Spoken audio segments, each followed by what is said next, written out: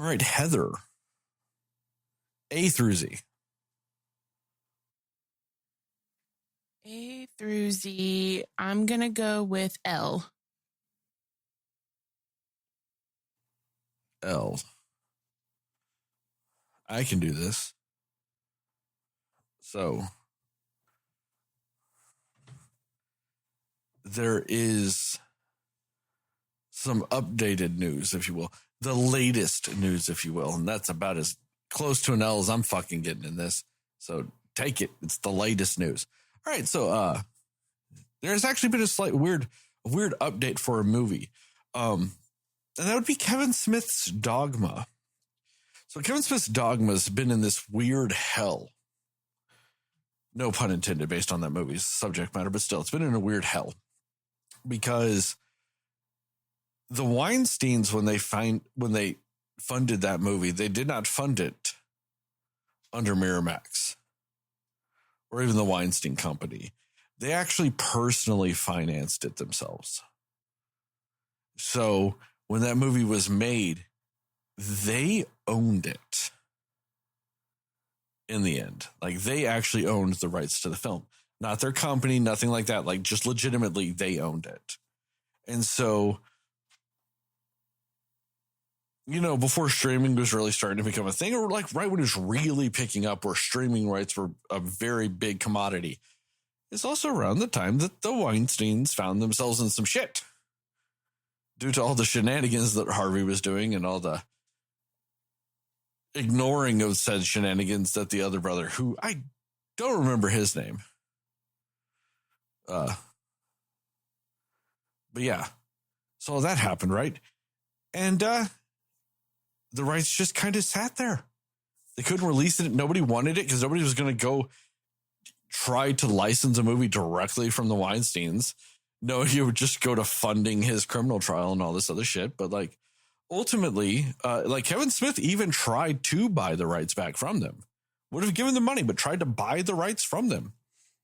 And they were like, no. They were holding the movie hostage. Well, you know, sitting in prison for a while and all kinds of shit does some fucked up stuff to you. Even though I think he got, like, wasn't he found... Didn't they overturn one of his convictions in New York or something like that? But either way, he then went straight to jail in LA, so it didn't really matter. And they ended up selling the rights to a company. I don't know who, but they sold the rights to a company. And that company, like, had reached out to Kevin Smith and was like, hey, you want to do some shit with it? Do you want to go, like, do a tour with it, promote it, do all kinds of shit? We'll re-release it in theaters. Like, we'll put it on some streaming. We'll re-release it for home, like, purchase. Like, all kinds of shit. So, yeah, you'll be able to actually rent or watch Dogma sometime soon. Because if you weren't one of those people that had luckily had a Blu-ray or a DVD of it, like, unopened versions of Dogma on DVD were going for a couple $100. Like, my ex-wife, she bought a copy of it on DVD for like $16 because the asshole that had it didn't realize what the fuck he had. Now, it wasn't unopened, but still, you could have sold that easy for probably $100 still. And they just didn't realize, I guess, how rare it was. And, you know, stuff like that. The Blu-ray was going for stupid expensive. But yeah. So that's a nice thing. We'll be able to watch Dogma. That makes me happy. Yeah. That's good. And it won't be one of those things where if we watch Dogma, we're funding horrible people. Because they are now no longer have any association with it whatsoever. So... yeah, that's good. Dogma is my favorite Kevin Smith film. So that makes me happy. Yeah, and especially everything he was going through to try to do something with it, you know. So it's nice to see something good about that come out on the other end, especially with everything you knew he was going through with it. So I'm glad to hear that. And I like Kevin Smith. He seems like a cool person. A friend of mine actually did some sort of a boat cruise like tour comedy show thing where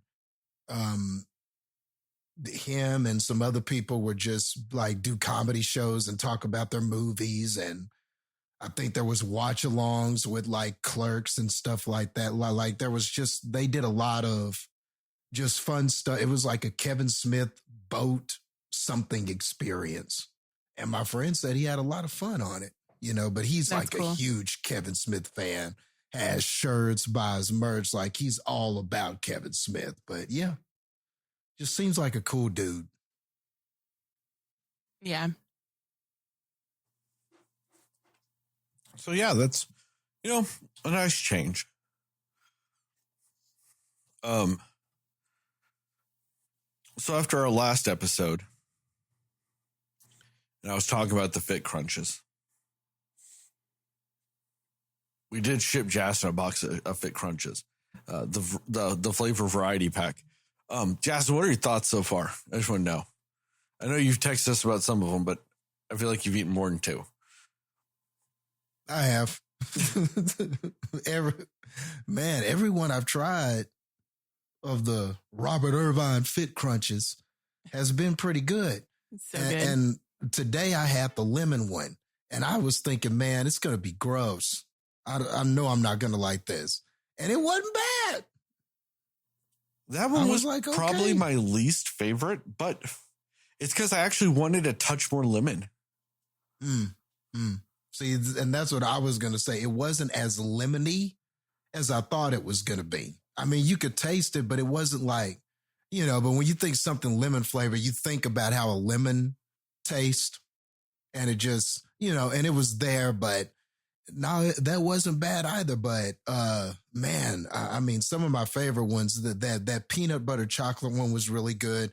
There was a chocolate brownie, and I'm a lover of brownies. That one was really good. See, that's the one I was worried about, because like that double chocolate, when you typically get a double chocolate anything, I tap the fuck out, because it's either too sweet or too rich. It's just like fudge is my personal enemy. Like my personal hell would be locked in a fudge shop, because I wouldn't eat any of it. It's gross, and I tried that, and it actually just tasted kind of like just a brownie. Tasted like a brownie, just a simple chocolate brownie. And I'm like, I can handle that. Yeah, that was really good. And the PB&J was about what you guys said. It tasted like, it pretty much tasted like a PB&J. And didn't that kind of throw you off, because you're eating a PB&J in candy form, essentially? Like, it's not a sandwich, and you're just like, it actually gets it right, though. Yeah. Yeah. Yeah. So I ended up getting that variety pack too. And my favorite, I think it's the chocolate coconut one. That was really good. I might have said that to you already, Jastin, but it tastes like an Almond Joy, basically. It was really good. That's my favorite one. And then they have a cinnamon twist one, which is really good too. Really like the cinnamon twist. I haven't tried that one yet. I really like the cinnamon twist.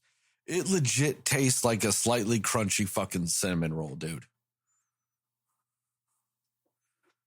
That might have to be tomorrow's. Like, I'm so trying good. not to just eat them all. Oh, I get it. Like when I got the variety in a day, because it's one a day. Can do it, but like with the variety pack, I eat those one a day. So I end up eating about 2 of those a day. And one of them is always the chocolate peanut butter. Like I get a box of just chocolate peanut butters, and then I'll get the variety pack. So my second one is like a different, I'll alternate that. But yeah, you got to be careful, because it's like, you're just like, but I just want to eat it. Yeah. And I try to limit myself to 2. I was just going to do 1 a day, but that wasn't working out. And so I was doing 2. And one day I almost grabbed a third one, and I had to stop myself. Yeah, I was they're like, very don't good. do this, Jastin. I mean, it's they are like really you're eating good, though. chocolate candy bar for most of them, or some kind of candy bar. So you Yeah. feel weird about it, but yeah. Yeah. And the crazy part is it's not even really cheating. It's like 200 calories. It's a protein bar. It's not like eating another one would kill me, but it's just, I want to try to enjoy the box. Yeah. You know? And you also just don't want to like get in the habit of just eating a bunch of them. Yeah. Yeah. Because it's just very easy to do, you know, but. No, but thank y'all. That was that was I'll count it as a birthday gift. That was a nice little birthday surprise. Yeah, I've found it's a little bit easier when you do find some of those things that like taste really good, like just really close to some of the things that are quote unquote unhealthy, you know, because like my problem with peanut butter flavored things isn't that, you know, because like eating candy or eating a cookie or something like that isn't inherently bad. Just the problem is they're easy to overeat. That's when it becomes bad, is it's easy to overeat. And those things are particularly easy for me to overeat. You give me a package of Nutter Butters. There's no such thing as a serving size. It's a package of Nutter Butters. That is what I eat. I can't just eat the 3 or whatever the fuck it says you should eat on that. Fuck you. My serving size is an entire package of Nutter Butters. So the only way I can actually eat Nutter Butters in any controlled sort of manner is if I get the little package of like 4 from a gas station. That's the only way I can limit my Nutter Butter intake. Because I am limited to just 4. Because like I said, my serving is a package. So if the package is only 4, I eat 4. If a package is 24 of them, I eat 24 of them. No, I get that. I think everybody has that with something, even if it's not candy. Like cereal is really bad for me. I'll buy a box of cereal and I'll just eat it in a day. Like it'll just be gone. Like I can't portion something that I really like. And with candy, like any kind of Reese's Cups or Almond Joys, you know, one package is just not enough. I have to have 2 packages, or I have to do the king size with. It's man. One time there was a Reese's cup in there, and it was like a Super King or something. It was like 6 of them in one thing, and I almost bought it. But I was like, Jastin, you know, if you buy that, you're gonna eat them all in one sitting. I have to stop myself. I can't do Halloween candy. Like I can't give away Halloween candy. Because if I do that, I'm going to buy the candy I want. Which also means I'll buy the good variety packs, because fuck all those shitty ones. I buy the good variety packs that will have Reese's in them. Guess what, kids? You get none of those. They are all mine. And then I will also buy a package of Reese's, like the little singles, you know, that you can pass out. Guess what, kids? Those are also all mine. And I don't have self-control with that. And like, it's the same with the Nutter Butters. Peanut butter is my weakness. You put peanut butter in cookie form. You put it in sandwich form. Like, that's why I also can't buy Uncrustables. I'll just let them all thaw out and I will eat all the Uncrustables at one time. The only thing that slows down my peanut butter sandwich intake is I have to make it. That's why I said, like, Uncrustables, no, I'd eat them all. Like, I can't be around peanut butter packaged goods, because that is just what I eat. And that's why I'm kind of glad I've found these like really good protein bars that I can like really focus on and like limit myself to 2 of those a day that taste really fucking good. And it kind of helps me curb my peanut butter. So that way, if I like have to stop at a gas station or something like that, I'm not going in and going, oh, let me get a bottle of water. And while I'm here, let me peruse the Reese's section real quick. Because, yeah, I look at that and I go, which 2 of these am I getting a day? I get that. I definitely get that. Fit Crunches has helped me. You know what I used to do as a little treat to congratulate myself on going grocery shopping? Getting a Reese's in the checkout line. Because they're just staring at you. Mm-hmm. And now they got those new ones that are so good. The caramel one is so good. The one with the pretzel in it. The one with, and now they're just gone stupid with it. And it's so hard to resist them. Have you had the ones with the potato chips? Yes, and that's good so too. Good. So good. I thought I wasted my money. I was like, why am I doing this? I know this is not going to be good. And it was. And I went, I can't believe I like this. I mean, I am so down for Reese's. Have you had the Reese's with Reese's Puffs in it? Yep, I've had that one too. They just went, hey guys, we're going to put the flavor of what this is inside it. And I went, sounds like a deal. Ate the fuck out of it. It's absurd. I'm like, I'm a relatively smart person. Why am I sitting here going, man, this Reese's has Reese's Puffs in it? With like, shouldn't I just eat a Reese's? Because, you know, it's got a Reese's in it. It's a Reese's. They're going to do that at some point. They're going to make a Reese's Big Cup that also has a little Reese's Mini Cup in it. And I'm going to be like, it's fucking genius. Can't wait to try it. Dude, like you don't know what it's going to taste like. Like, I'd be one of those assholes, too, where I'd eat the big Reese's around it just to save the little mini Reese's and then eat it separately. Like, it's my little treat for eating the whole Reese's. I get a little mini Reese's. I'd probably do that, too, honestly.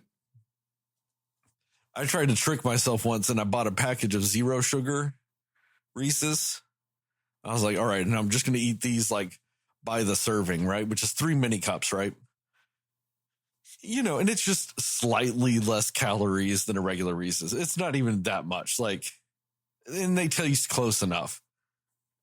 But it's not like the amount of money I probably spent on the extra money I spent because it was 0 sugar probably just wasn't worth it. Like for like 10 less calories, you know? Yeah. But like, I was like, all right, I'm going to ration these out. Only 3 mini cups a day. That's a serving. Until I accidentally ate the whole bag in like 2 days. And I was like, that was like a $10 bag. Son of a bitch. You feel terrible.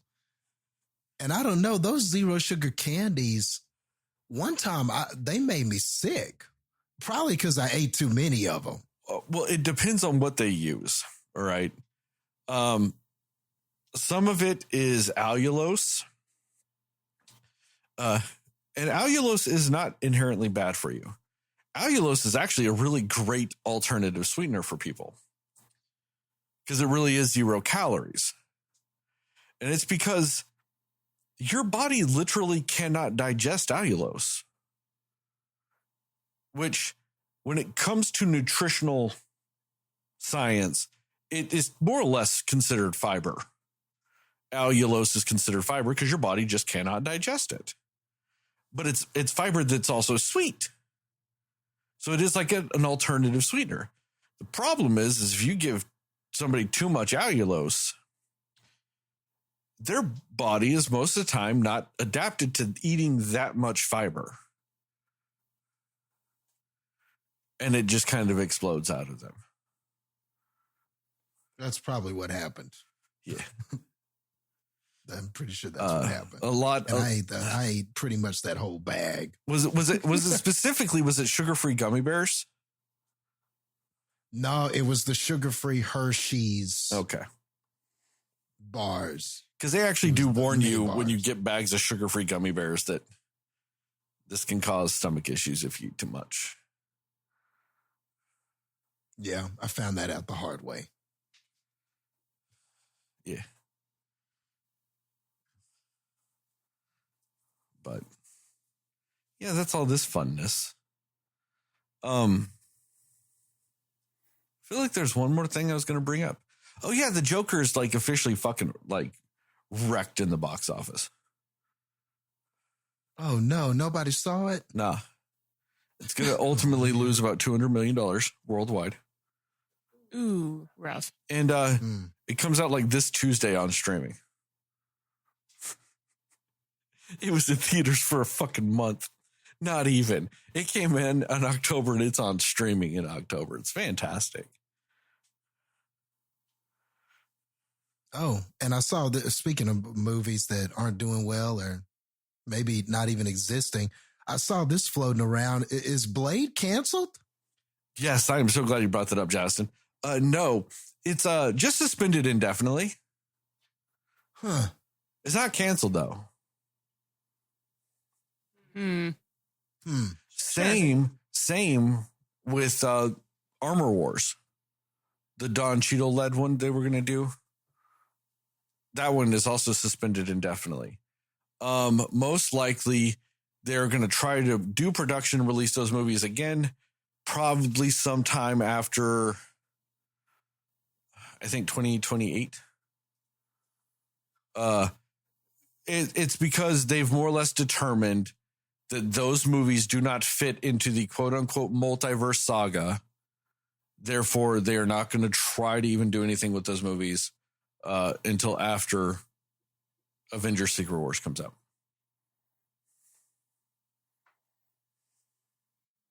Okay. Okay. But yeah, I just saw that floating around and yes, that was the other thing chance to read that I any forgot articles about. or anything. They just saw for all intents and purposes, it's more or less canceled right now. I have no doubt they'll probably get it back on track at some point. I say that. No, it probably is never going to happen at this point. At least the version of it we're looking at. Mahershala Ali will not be Blade at this point. I was going to say, I feel so bad for him, and he would have been really great too. I mean, I wonder, is he angry or is he relieved? At this point, relieved. I think he passed anger like 3 years ago, dude. Yeah, like that's what I'm thinking too. He probably wrote that joke in Deadpool Wolverine. He's like, guys, put this joke in because it's the only credit I'm going to give for doing Blade. He's all texting Wesley Snipes. He's all, hey, man, I heard you're going to play Blade in Deadpool. And he's like, yeah, about that. Sorry. But like, you know, I'm Blade, so I got to do it. And Mahershala's like, say this. Yep. And Wesley Snipes is like, are you sure, dude? I mean, it's you. And Mahershala's all, say it. Because they're either going to cancel it or make it after you say it. Give me this, please. Yeah. So they're either going to make it, which cool, or they're going to fucking cancel it and let me the fuck out of this deal so I can just go do something. I can just go live my life. Like at this point, it's a bad relationship. It's a toxic relationship. Both of them should have left each other about 4 years ago, and they're both just staying in it, going through the motions. Like, come on, guys. You both deserve to be happy. You know, just, cut the strings. Let's go. I want Mahershala happy. I want MCU Blade happy.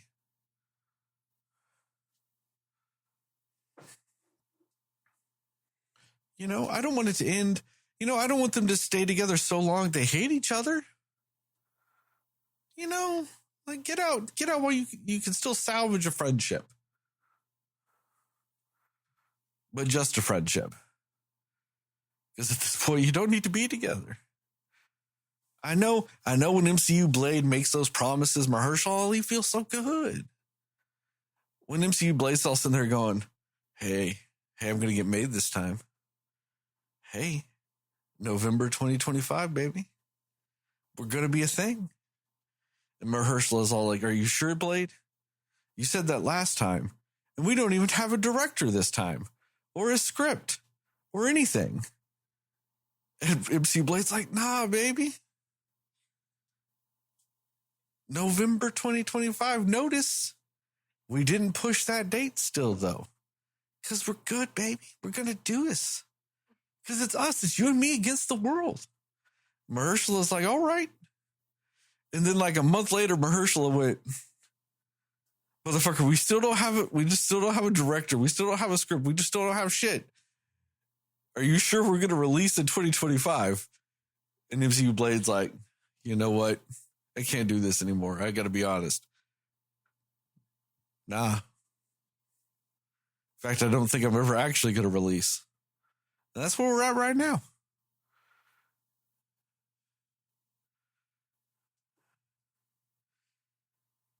And it's sad because you remember that other movie that they were like, oh, we'll release this in the multiverse saga, even though it has nothing to do with it, called The Eternals. Remember that one? That had his voice in the end credits. I was just thinking about that. It had him going, hey, Jon Snow. And that was it. Like, I don't remember anything else it said, but it was just like, oh, hey, Jon Snow, that's a sword. And Jon Snow's like, Blade, it's a sword. Or something. Like, couldn't they just, like, I don't know, release some shit that has nothing to do with the multiverse saga? Like, couldn't you just do a Blade movie? Just do a Blade. And you know what? It'd be real easy to connect it to the multiverse. I'm going to do it right now for you guys. This is how you make a Blade movie and you connect it to the multiverse. You just film the Blade movie. And you make the Blade movie. And you just have the Blade movie happen. And at the very end of the Blade movie, have a portal open up. And some vampires go into the other one. Bam. Now there's vampires in the MCU. And Blade's now connected. Bam, Blade, multiverse fixed. Just do that.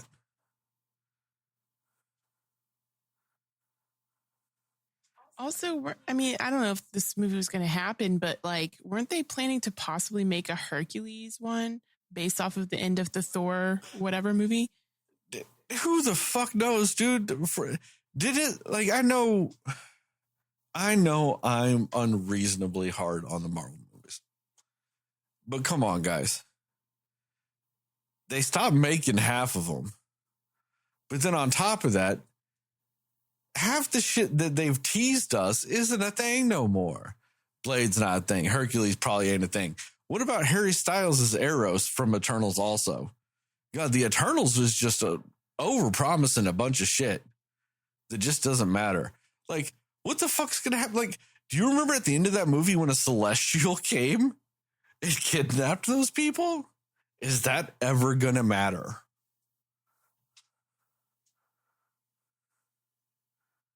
I mean, it took them about 4 movies to realize that maybe we should talk about the Celestial that's just sitting in the ocean. And then they're all like, what about Hercules? Nothing. Like, that.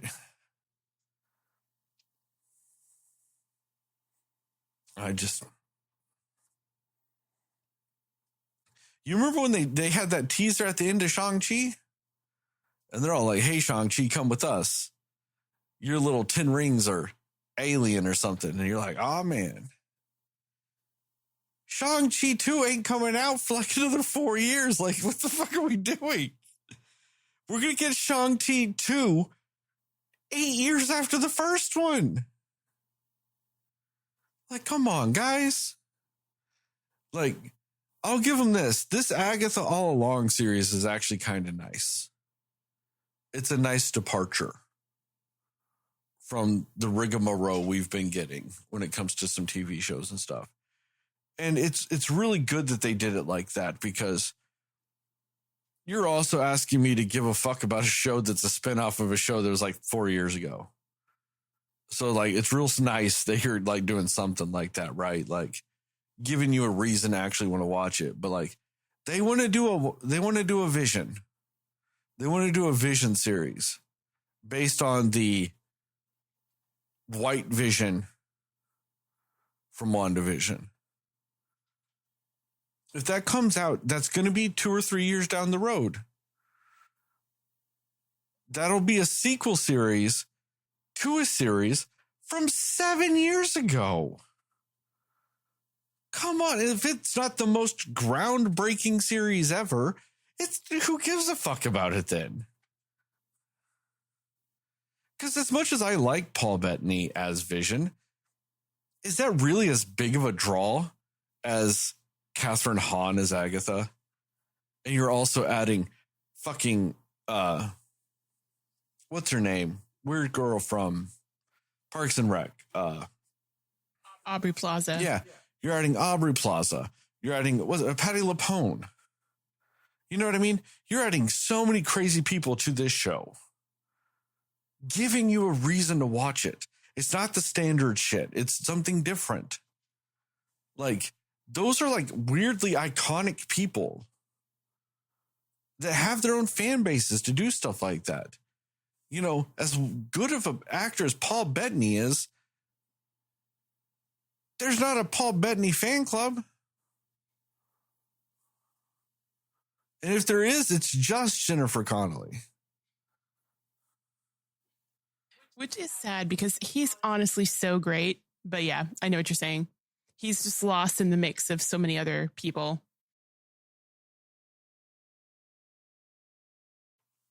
I just feel bad for the guy. Anyway, that was our Marvel Minute.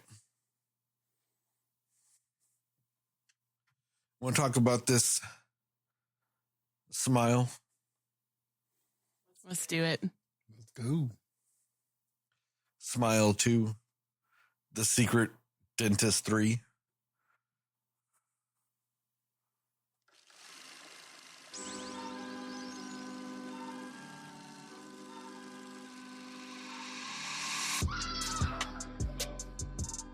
Somebody will listen to me. Nobody knows anything but you. All right. Are you ready? Yep. Come on. Cinema Slayers. Hey, Cinefans, and welcome back to another episode of the Cinema Slayers podcast. I'm Sterling, and as always, I'm joined by Heather and Jastin. Tonight, we're going to talk about what we like, didn't like, and everything in between with the sequel to one of our most debated movies from a couple of years ago, Smile. We're going Smile 2. We're going recommendations and scores. We're going spoiler free, and then the recommendations and scores, and then we're going spoiler centric section. We're going time codes. We're going jumping around audio video formats, whatever you need. With all that, we're starting with me. I've got a PSA I got to do. Got to do a PSA at the beginning of this. So before Smile 2, I went back and I rewatched Smile 1. I don't know. I don't remember what score I gave it. We didn't. I'm not going back and fucking listening to what score I gave it. That's irrelevant. But I was very hard on it. I was very hard on that movie. And going back and rewatching it now, I don't know, maybe I was just having a bad day. I don't think it was as bad. Wait, what? I don't think it was You as said it was garbage. I don't think it was as bad as I said it was, is what I'm saying. I'm not saying it's great. I'm just saying I don't feel now like I hate it as much as I did. That's all. I'm just saying, you know, maybe I was too harsh on it. You know. But I mean, whatever I gave it before, I don't know, I guess I'd bump it to like a 70. Unless I gave it above a 70, which I really don't think I did. Then I did. If I did, you know what? Oopsies, you got bumped down to a 70. I'm pretty I sure. want to say you gave it like a 40 something. I think it was in the 40s. I actually went back because I wanted to remember what my score was for it. I'm pretty sure it was in the 40s. All right. Well, it's a 70 now. You give it a 70. You know what? Maybe because we did 2 movies that day and it was late. Maybe you were just. What the fuck was the other movie we did? It was Bros. Oh, yeah, maybe. I don't know. Yeah. I don't know. I didn't like that as much either. Like, maybe it really was a bad day. Maybe I was in a bad space when I went to the movies. Who fucking knows? Maybe I just need to go rewatch Bros again. I'll be like, you know what? Nah, change my score on it. And I know I didn't hate that one. I just did not like it as much. But yeah, maybe if I watch it now, I'm like, you know what? It's the best modern rom-com you can watch. But yeah. So I'll mea culpa myself on Smile. And then we get to Smile 2. Which, regardless of how I felt about the first Smile, this movie was starting with a leg up. This movie had my girl in it. This movie had my girl in it. And she was singing. That's already going to put me in a better mood. What I'll say about this sequel? It's bigger. It's bolder. It's a little bit more in your face.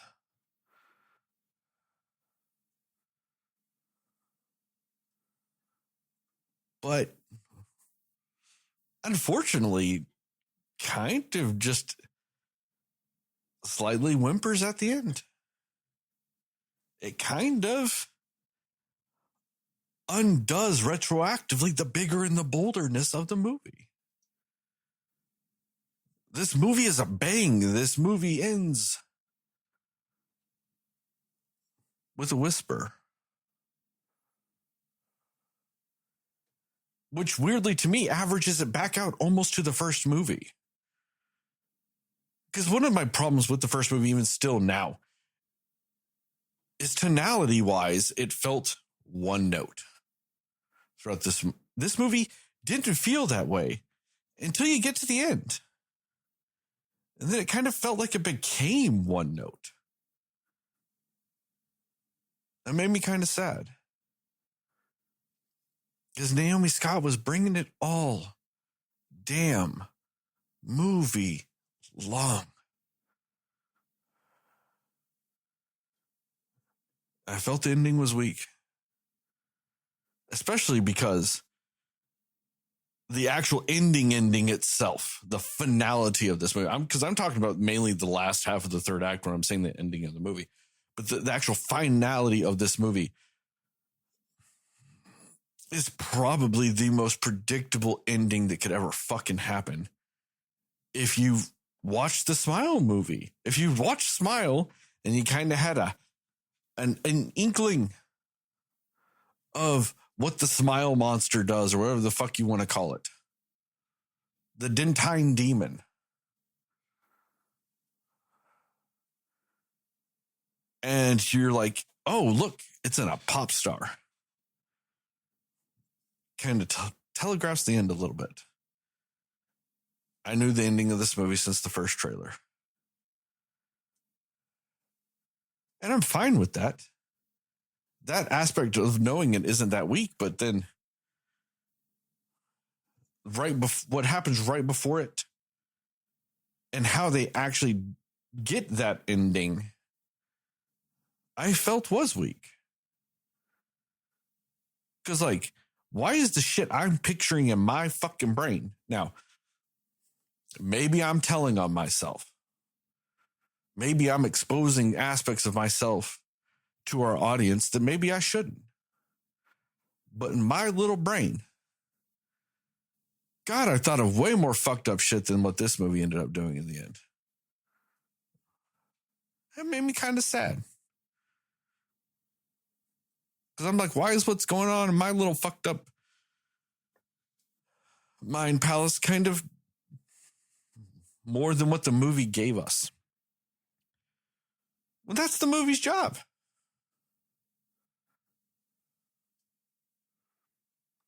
But in the end, like I said, this movie, more or less to me, averages out to being roughly the same as the first one. which now is not as bad as what I would have thought it was. And I'll also say that this movie's still slightly better than the first one, just because I really love Naomi Scott. Like, I really love her, guys. Like, I really love her. I want nothing but the best for her.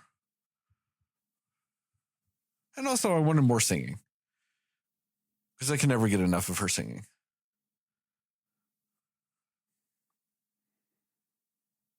Unfortunately, I can't get into any more without spoilers. Jastin, what you got?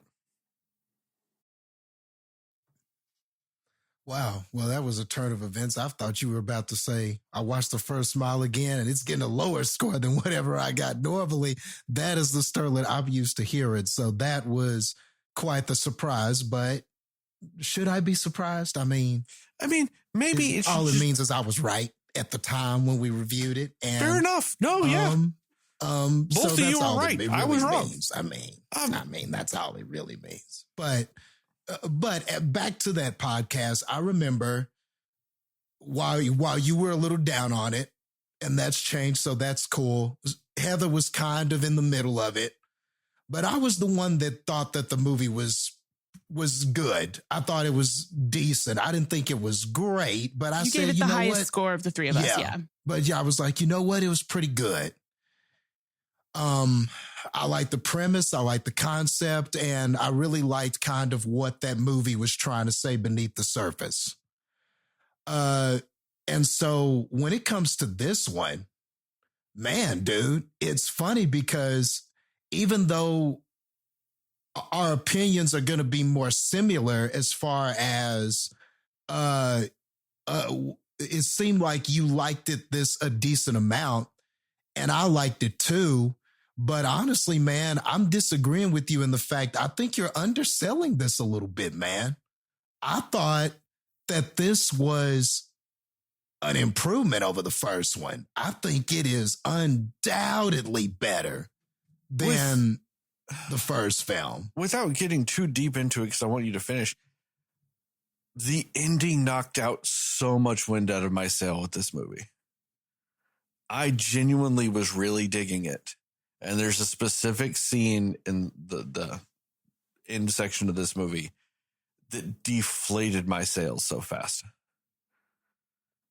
Okay. Well, I can't wait to dive more into that, because when I saw the ending, I got excited for what a potential third movie could be.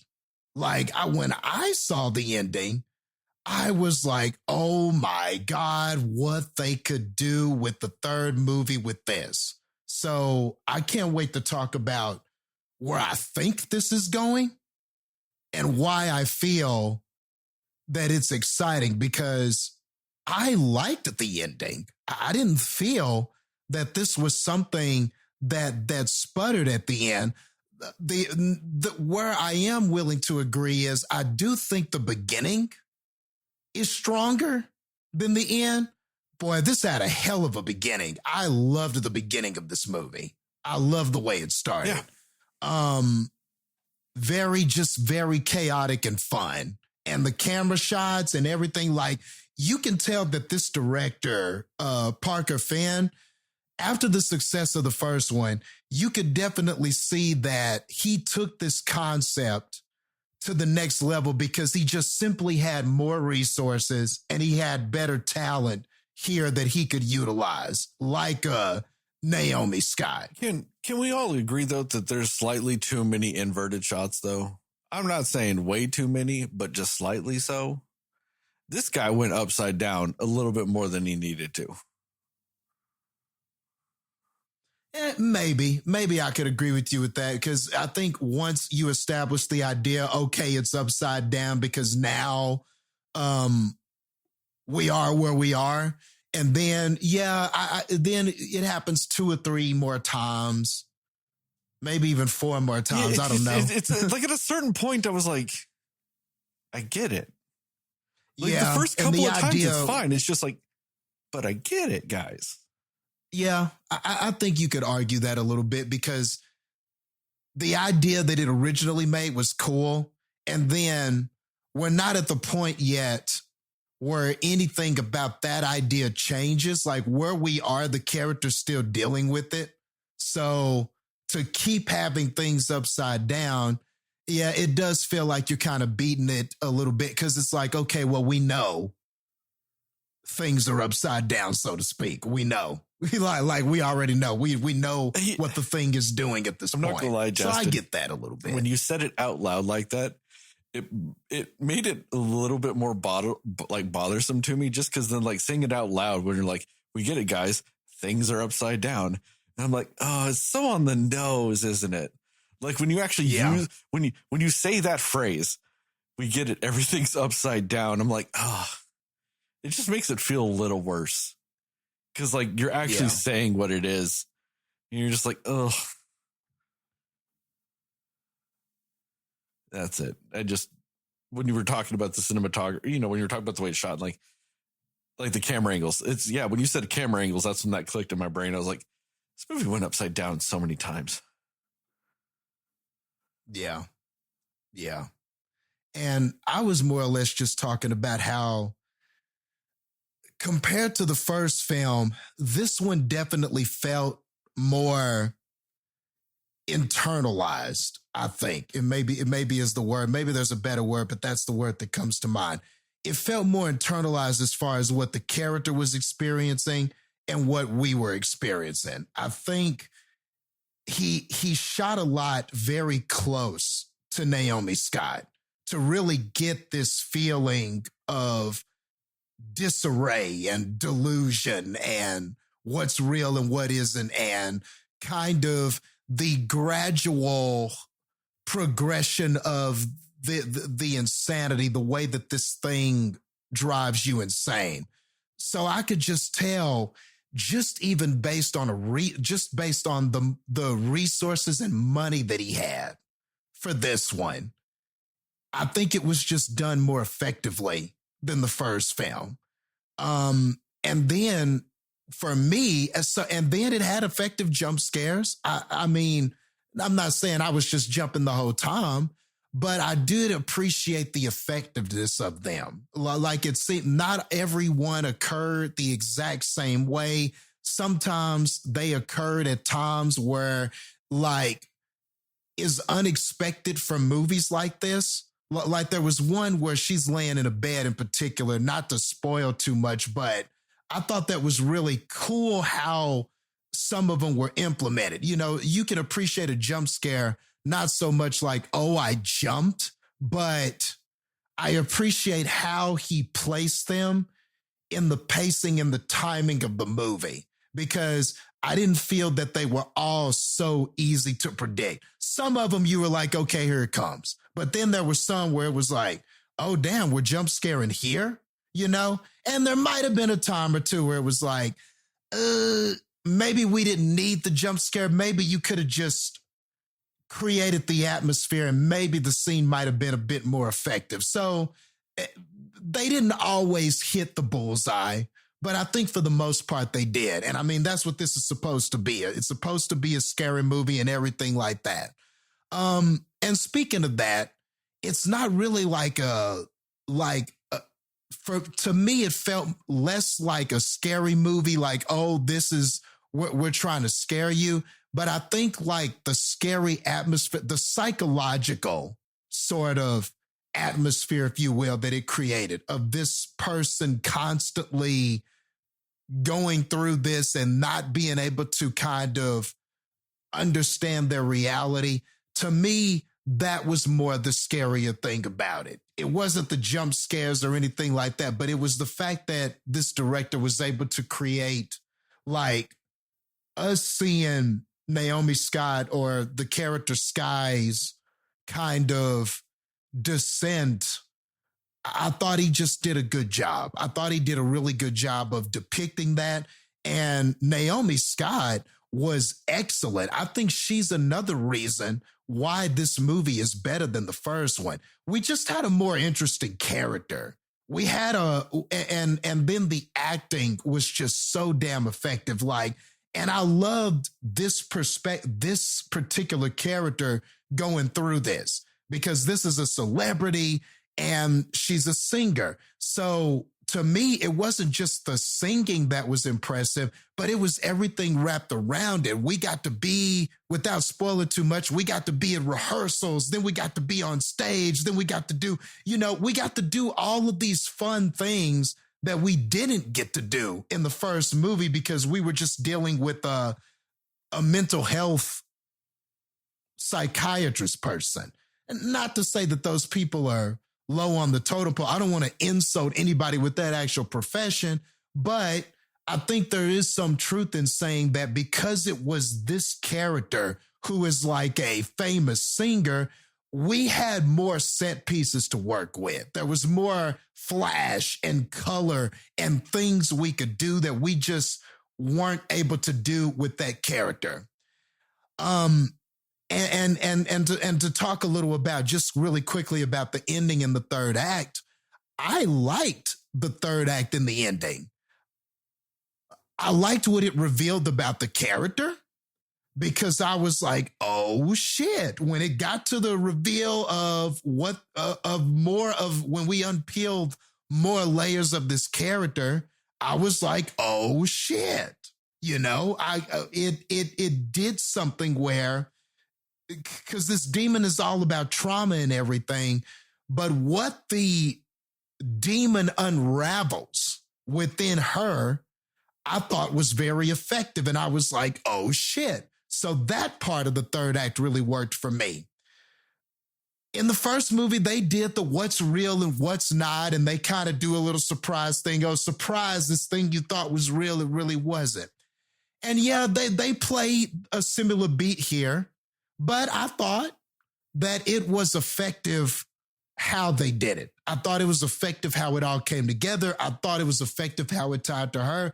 And like I said, when I got to the ending, it made me excited for what a potentially third movie could be. Like, my imagination was running wild after I walked out going, oh man, what they could do with a Smile number 3.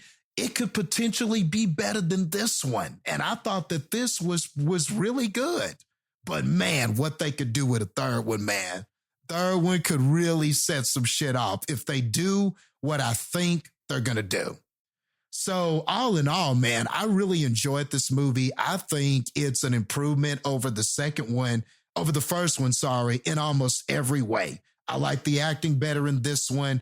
I think the message and the story, this sort of personal journey this character goes through, was great. I like what the movie said surface level, and I like what it said under the surface. So overall, yeah, I had a really good time. I think this is probably one of the better horror sequels I've seen in a long time. Heather, what about you?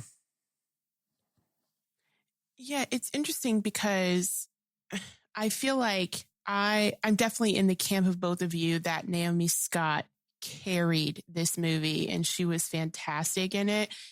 And that's not to say anything against Sosie Bacon in the first one. I think she was great in that first movie, but just every bit of everything that Naomi Scott brought to this particular performance, honestly, and it's crazy to say it because I'm not going to even say this is like one of my favorite movies, but it's probably my favorite Naomi Scott performance that I've seen. Like, I just think she did all the things, And you're right. Like, her singing and everything is great. So, I mean, why not?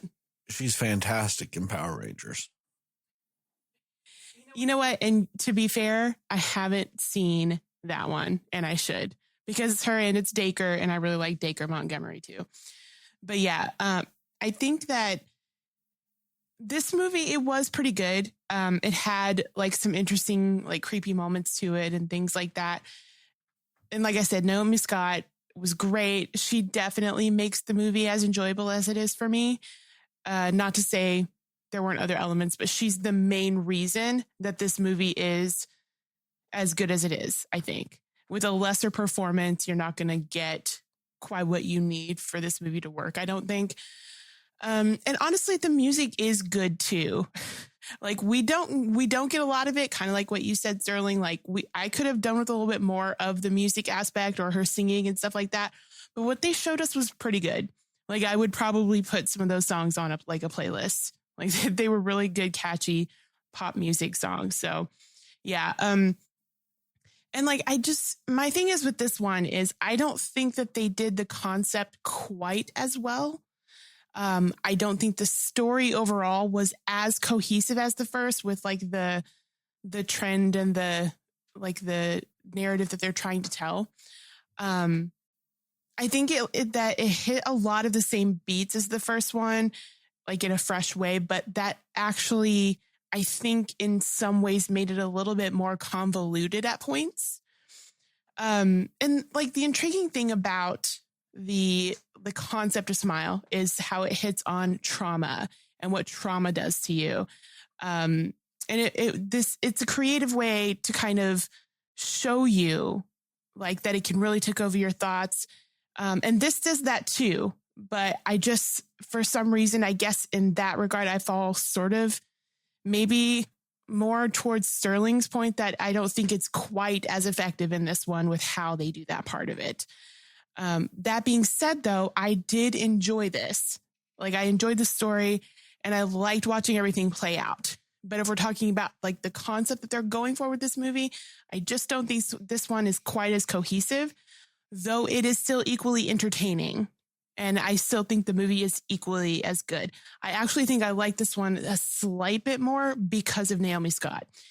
And some of the really like creepy moments that they do is kind of creative. And those kind of also sold me a little bit more on this one. Real quick.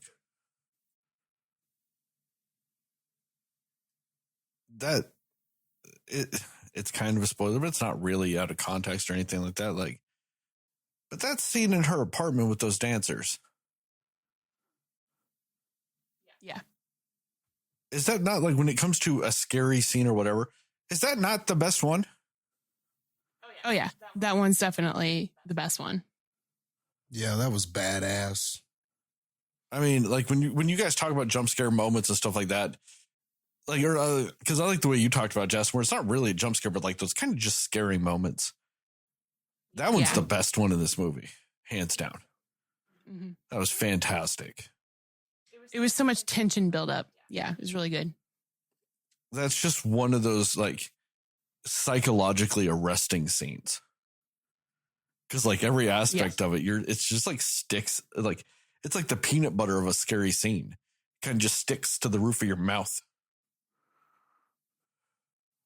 Like a good chili sticks to your ribs. Like, no, there's just that's an insanely effective scene. Yeah, I definitely agree. I mean, and that is the thing about this one that I do think works better is because the stakes felt more uncertain because our main character is so prolific. And, you know, so that kind of added on to the element of, I have no idea where this could go, like at certain points in the movie. And some moments were a little bit predictable, like as far as the story progresses, but overall it was still a very unnerving film. And I think that moment's kind of like what we're talking about, like with that one really effective scene, really, really good stuff.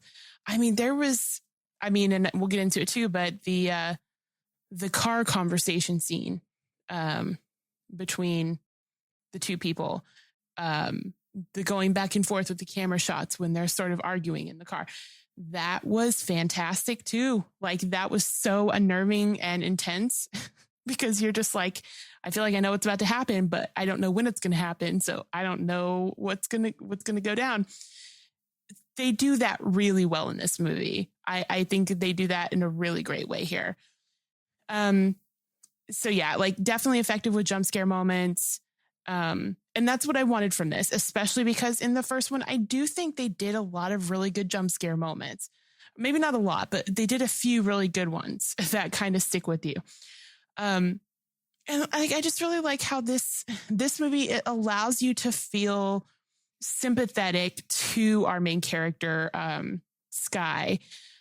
Even though she is flawed in some ways, you just really feel for her character a lot. And she just felt like a real person, even though she's also famous. So I just think that her character specifically is written really well. And I think that's why her performance is so good in this.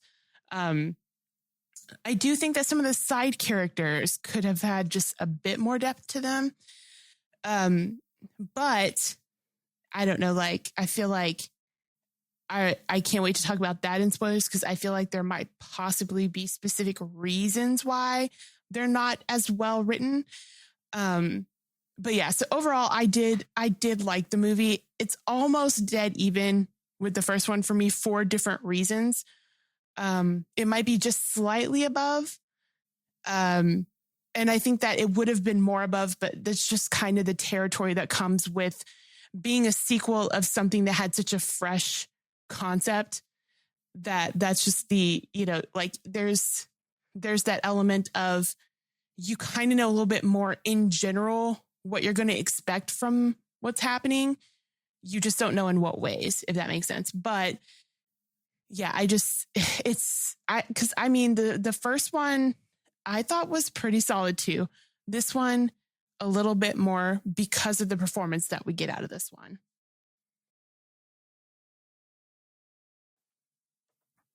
Recommendations and scores? Yep. Recommendations and score. Heather, go. Yeah, I recommend it. I think it's a really good psychological thriller / horror movie. And those are the ones that I really enjoy. Naomi Scott is fantastic. I think if you're a fan of her at all, also watch this movie. There's not really reasons not to really watch it unless you just cannot handle, maybe some of the little more gruesome moments they have, or the psychological torment that it might do to you if the scenes are effective. But other than that, yeah, I think it's great. A great recommendation for spooky season. I think it's just a great, in general, film to watch. I'm going to go just a little bit higher than I went for the first movie. I'm going to give it 75 past selves haunting your present self out of 100. Jastin, what about you? Yeah, I definitely recommend it too, especially if you like the first one. In my opinion, this is just like what you guys said. It's bigger. It's definitely more epic. I feel like it's more complex, but in a good way. And I think it ends with this premise having the potential to be even better in the next one. So I don't know. I feel like that's what a sequel needs to do. It needs to somehow grow from the first movie, but not be too much of a departure from what the first movie was. And to me, that defines what this movie is. You get it from a different perspective, a different person, but this person is a more complex person. So you kind of get like a different layer of it, a different way that this demon has to attack this person. And all of that was just a lot of fun. Just all of this things, the events and things that surround it are kind of fun. And I think that's exciting. And then we got a really killer performance from Naomi Scott. So it was better in that way. It was shot better than the other one, where you get some extravagant, memorable scenes. You get some jump scares. I mean, what more do you want from a horror movie? I just don't know what more you could want or what more you need to see. Honestly, this is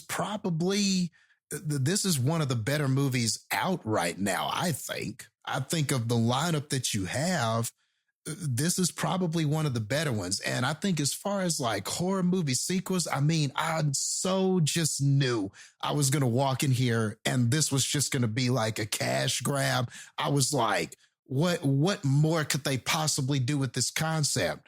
And then you walk out of this movie and you're like, oh shit, there's a lot more they could do with this concept. So man, I was impressed with this, guys. I think it had a lot of ambition.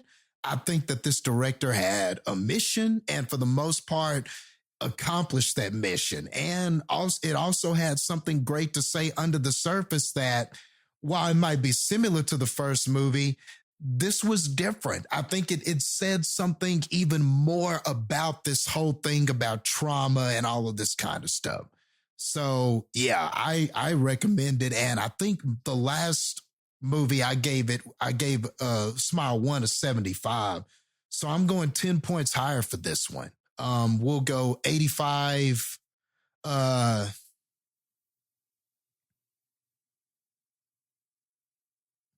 Man, what do I even want to say?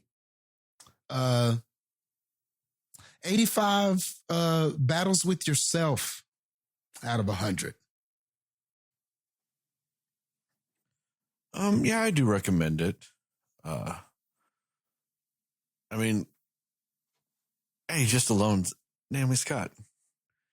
I mean, it is damn hard for me not to recommend something she's in. Just because it's, Naomi Scott.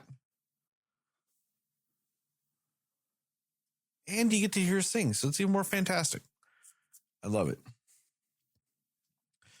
I think for the most part, I do think this is better than the first movie. I think in a lot of ways, I think this is a better movie. But like I've alluded to, I think it whimpers to the finish line a little bit. I totally get with what you're saying, Jastin, about the very end of this movie, and I don't disagree with that. Because that's what I predicted. That aspect of it is what I thought they were going to do with this. It's just like I said, the little few aspects that lead up to that scene, though, I disagree with. I disagree with how that influences and flavors the movie as you had seen it happening right before it. Has some really good visuals, though. Like we alluded to, there's a scene in an apartment with some dancers. It's fucking great. Fucking great scene.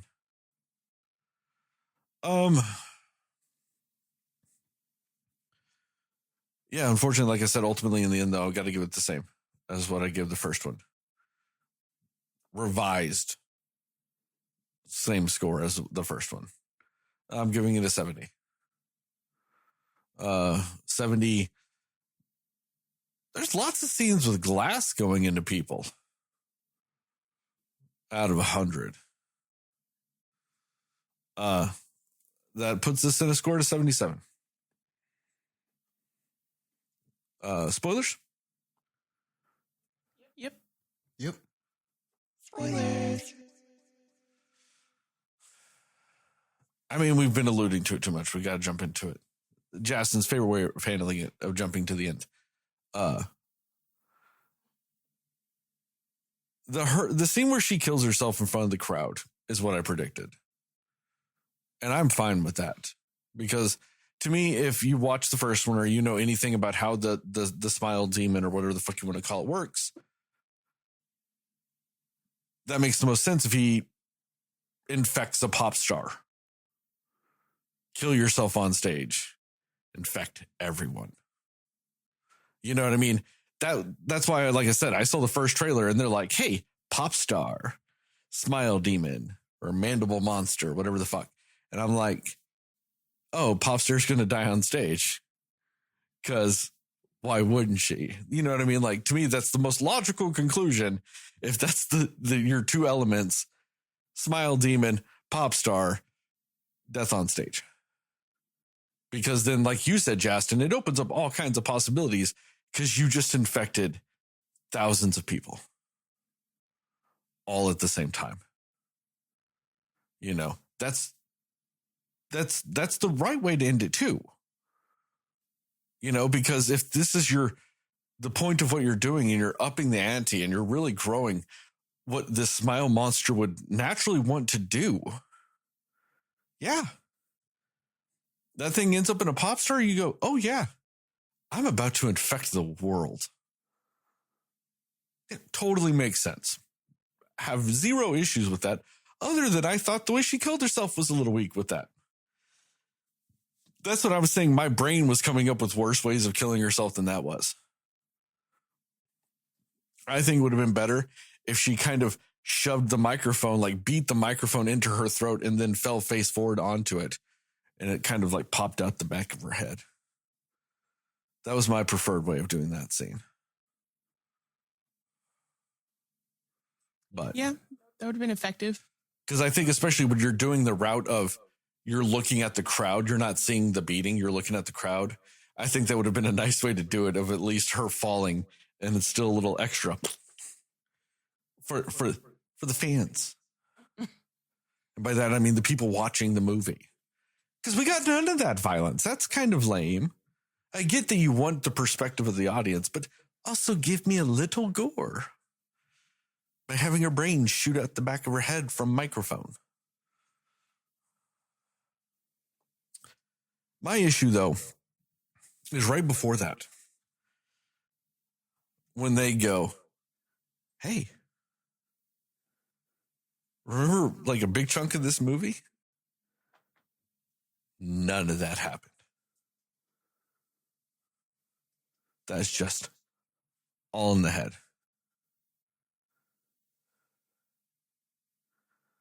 With also no clearly defined point from where that would start.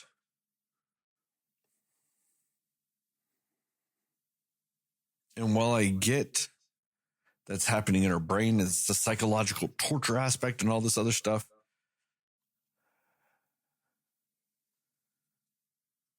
you also just told me that half your story didn't actually happen.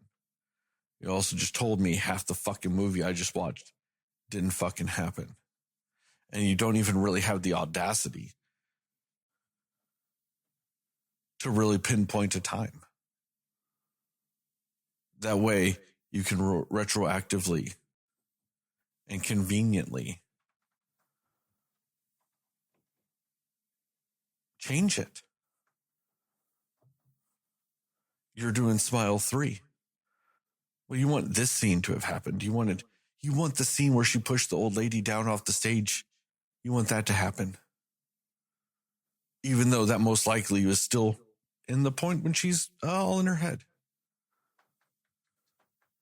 Based on other aspects of this movie, that would have probably been in her head. But you can change it. That to me, once again, kind of feels like a cop-out.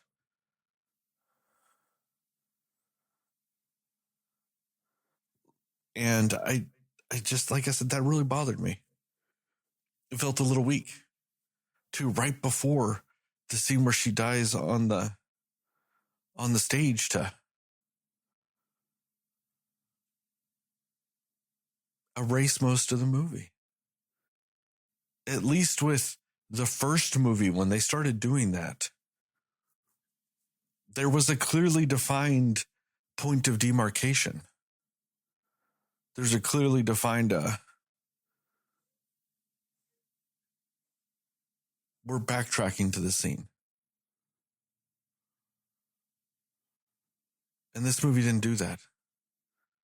It just goes, in your head. When, where, what, why, how. Leaves none of that really there. There are entire characters in this movie that have no connection to our main character. They could have just been made up. And never actually existed. Just for the sake of having that. Felt a little weak. Felt a little cop-out-ish. And like I said, it really deflated my sales.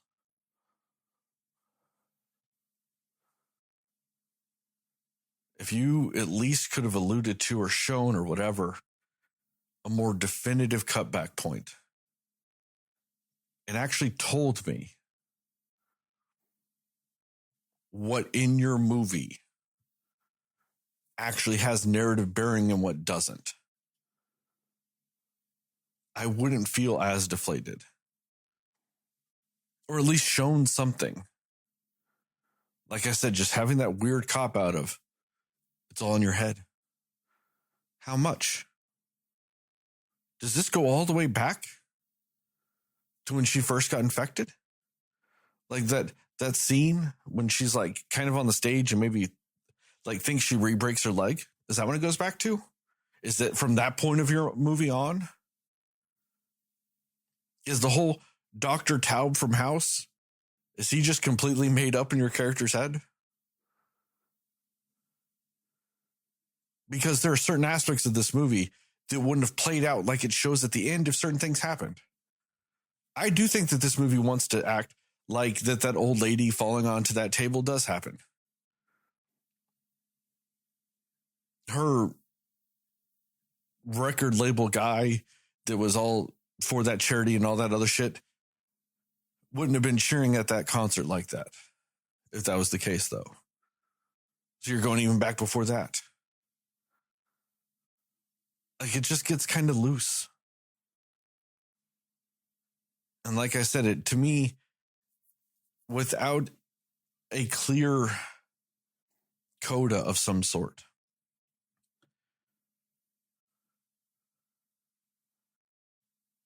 it's a cop-out for a writer to do. Because you can always change your answer. Hey, well, what about this scene? It doesn't actually really line up with the rest of the story. Oh, well, that's because it's in her head. Oh, but this scene, like, it actually does line up. Oh, yeah, that's because it happened. You could just say that about every single thing in this movie with no consequence. You get to write as if nothing you say matters. Because you can just, it doesn't, it does, it doesn't, it does. You can cop out every fucking answer if you have to explain any sort of shortcomings your movie may have. And that's weak writing. I don't like that. Heather, what about you? Or, I mean, if you had Jastin, I guess if you guys want to talk about what I just said, that's fair too. We don't have to actually jump to other points. Because I just realized that was my main thing I talked about during both sections of my review, and I should probably talk about it. Yeah, no, and it's interesting because that was really the big issue I had with the movie too, was just like, it wasn't super clear to me when it was reality and when it was not reality. And I was reading an article about it, and I don't remember who it was from, but they were just saying that, like, essentially it's alluding to most of the events are just manipulations by the entity throughout the entire film, which kind of tracks, you know what I mean? Especially based off of what we're saying, where it's like, was it the point when they were rehearsing? Was it the point when she very first saw somebody, get killed in front of her? Like, it's not super clear with that. And I guess in a way, like, thinking about it, I'm like, I guess that's kind of a creative and sort of clever way to make this sequel to be like, the first, in the first one, I'm showing you a lot of what's actually happening in the real world and a little bit of maybe what's happening in her head. And here I'm showing you mostly what's just happening in her head that this entity is creating. But I just don't think the execution of that was as great because, again, it left me confused. And it was one of those where, again, like, at least for me, I had to kind of do a little bit of homework to figure out, like, that was kind of what it was. I mean, it's not like it completely took me out of the movie or anything like that, but I feel like if that is the case, and, that would also mean that this guy trying to help her and telling her what's happening with this thing that's spreading isn't even real. And so that would just mean, like, well, why would the entity create this character that would even help her in that way? Like, why not just let her stay thinking that she's crazy this whole time? So that's why for me, it wouldn't track. But at the same time, I do like the idea of that being what they were trying to do, if that makes sense. But yeah, that was my big thing. Cause I'm like, there were a few different points when that could have been where she started only seeing the things in her head and we're not seeing reality anymore. Yeah, it could have been rehearsal when she hurt herself. It could have been after her phone call with her friend and she's freaked out in her apartment. It could have been, there's just a number of different areas that it could have been when we stopped seeing the actual reality of things. It could have even been after the wellness center, a lot of different spots. But yeah, that was my thing, because even if that's what they were intentionally going for, it just made it not as cohesive. And I did like in the first one that there was that clear point of when okay, this is all in her head. Now we're back to what's actually happening in the real world. And I just kind of wish that was a little bit more clear here too. What about you, Jastin? Yeah. Well, for me, I don't think I felt the same way about it. I think I like the confusing nature of putting you in the same place that the character is. I think that made the movie more fun. I think I didn't see it as an inability to tell a story more than it was you being put in the same seat as the character so that you can understand how the character is being driven insane. And as far as is any of it real, I guess none of it's real or any of it could be. I don't think it's that. I didn't find it that confusing. I think there were some clear marks or lines of demarcation. I do think that the Morris character is real. I think I feel that the first visit was real. It was the second visit that wasn't. I feel like this thing, because the thing is that we know from the first movie, what is the mode of operation for this thing? First, you witness somebody commit suicide, right? And then it latches on to you. But it doesn't have full control, right? We know this from the first film. It's a gradual manipulation. It's a gradual regaining of control, because what is it looking for? It's looking for that principal trauma that's inside of you, right? You seeing somebody kill themselves is the demon manipulation, right, to latch onto you. Then, once it's latched, it's got to find that principal thing about you so that it can truly possess and control you and take over, right?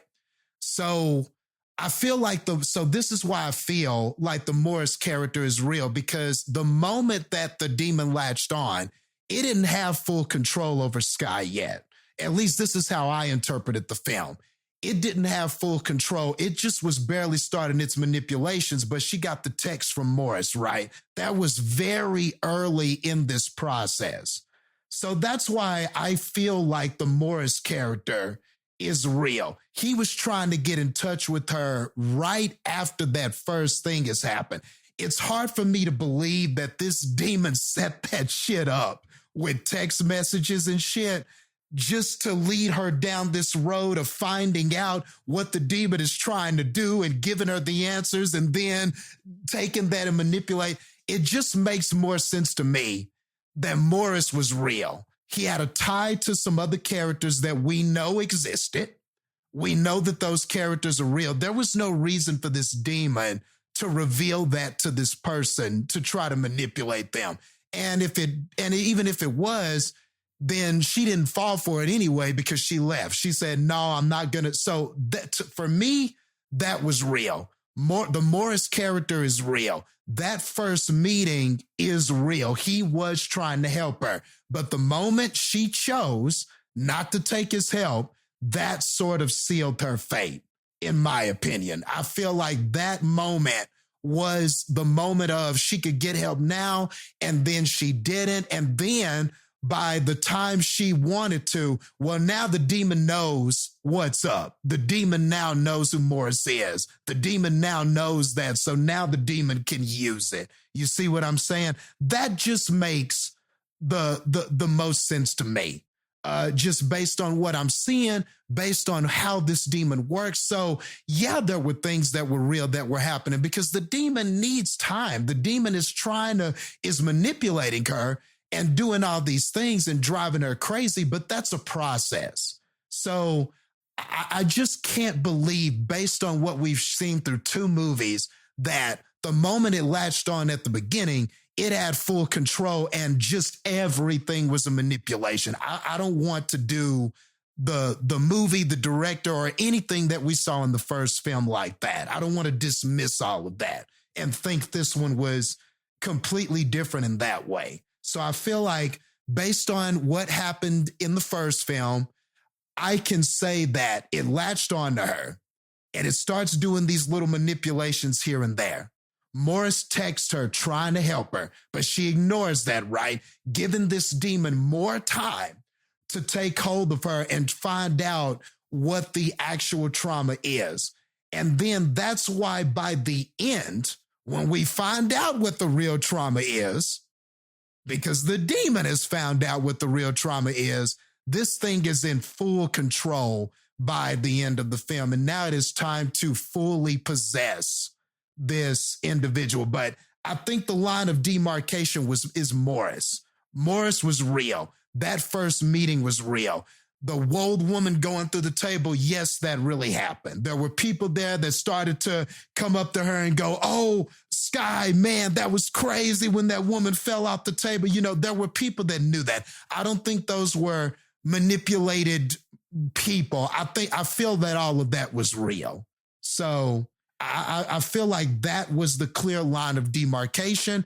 Everything after that is fair game. It could be either or, but the moment she didn't take Morris's help, that sealed her fate, in my opinion, is what was happening in the film. Just the way social media works, just the way that celebrity works. If she knocked an old lady into a table, having a mental freak out or whatever the hell you want to call it in that scenario, because she's just screaming, rambling about drug use, all kinds of shit, knocks an old lady down into a table, and then goes to a bar that night and is caught in a bar that night by fans that are all taking pictures. Everybody's videotaping. Everybody's taking pictures. Everybody's doing all the shit. It is a PR nightmare to go on stage 2 days after that. 1 or 2 days after that. A PR team would not allow that to happen. A record label would not allow that to happen. It'd be suicide. It would be career suicide to do that. And the fact that, like I said, that record label exec is just standing there cheering her on. The mom's standing there cheering her on. Mom's assistant standing there cheering her on. All these little girls are cheering her on. None of that would have been the case if those events actually happened. Because you would have had a celebrity that is a known drug addict who had a horrific car accident that killed another person due to drug use, who is supposedly sober, just went on Drew Barrymore talking about how she's sober, and you just see her with smudged makeup knock out an old lady and then go to a bar. They wouldn't be doing no concert 2 days later. That's why I don't buy that.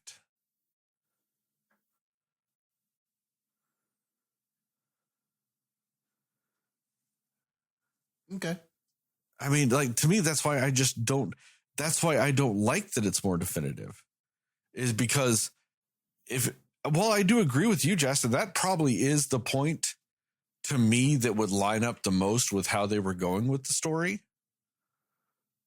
That would be that good point of demarcation. I don't buy the way the story's written then. that she would just then, I don't know, chill in her apartment going crazy for 2 days and then end up on stage. Like, that's bonkers in that scenario. I know that she was going bonkers, but to me, that's narrative bonkers.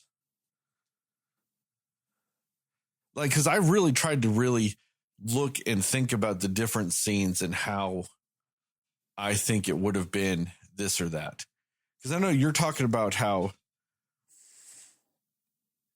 that whatever his name was, like, started texting her right away and all this other stuff. And I do think that that's true.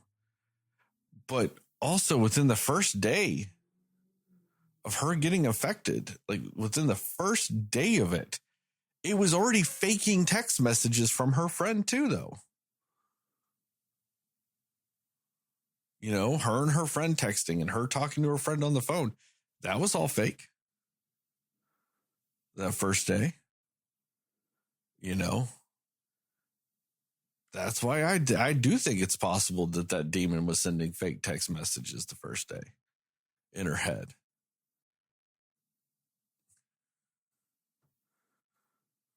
Well, the friend makes a little more sense to me because once it's in her head, it would know the friend, and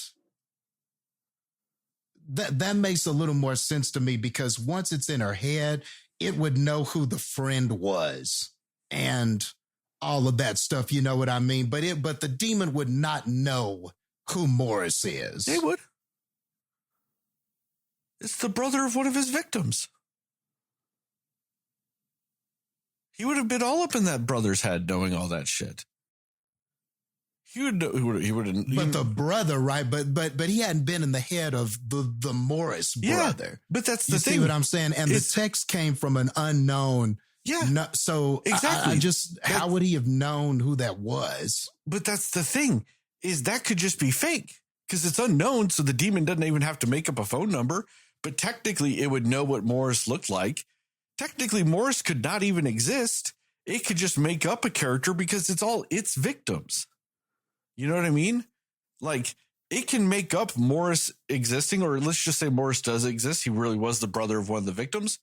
He would know what Morris looked like because he was in that guy's memories. Just like he would know what the friend looks like because he's in her memories. Because it's all the same demon. It's not that it's jumping around and becomes a new demon. It's the same one. So if it's in that chain and it was the one that killed his brother, he'd have memories of that guy. He would have been in that guy's head causing things. Once it saw him, yes. But when she received the initial text from him, I mean, the demon doesn't know who it is either until they have that meeting. Now it knows. But it knew who he was, but also we don't know that text ever happened. I feel that it did, but I get what you're I'm just saying. You don't believe it did, but I really feel that it did. I'm just saying it could go either way. That character's real. You know, and that's the thing, is it could know that character's real, but it could also think that it's, you know, any number of different people, you know, and it's just manipulating what could happen or wouldn't happen or whatever.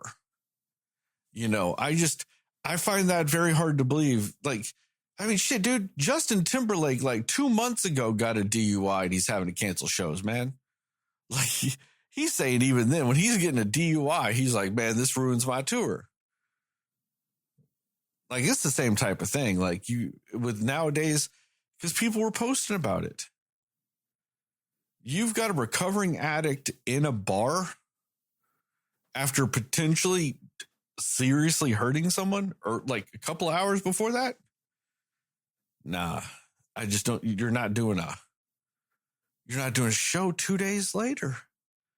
And the guy whose charity you just fucked up isn't going to be standing there cheering for you whilst it's happening. That just was very weird to me. The only thing I would actually accept is if all that shit did happen and her picturing those people in the crowd. was fake. I'd actually buy that. Like I'm talking about like her mom and the assistant, like those people.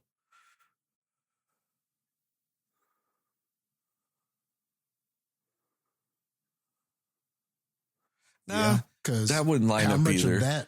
Because they would have known she killed her mom at that point. So the mom killing has to be fake. Because they sure as fuck really aren't letting her go on stage if they know she killed her mom about an hour before that. Like, yeah.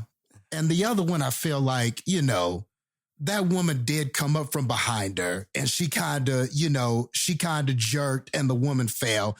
I feel like you could, a good PR person, you might be able to PR that into, it was an accident and she's apologized. And I don't know. I feel like if you got some good PR people, you might be able to clean that up. I think you could have if she wasn't in a bar an hour later. Like that's with people taking pictures. You know what I mean? That's what makes it rough. Because even if you're like, oh, she was really apologetic. And then this addict is in a bar right afterwards. Like when 2 days before that, she's like, I'm hella sober. And then the day she looks like she's having a drug-induced hallucination, knocks over an old lady and then goes to a bar. That's a tough sell. I think you're right. If she was at just like stayed home that night and they had the bar scene the next night, I actually would totally buy what you're saying. And I would think it'd make perfect sense in that scenario. That too. And also the table was empty. They didn't have any bottles. There was no drinking. it was an empty table. She was just talking to Morris.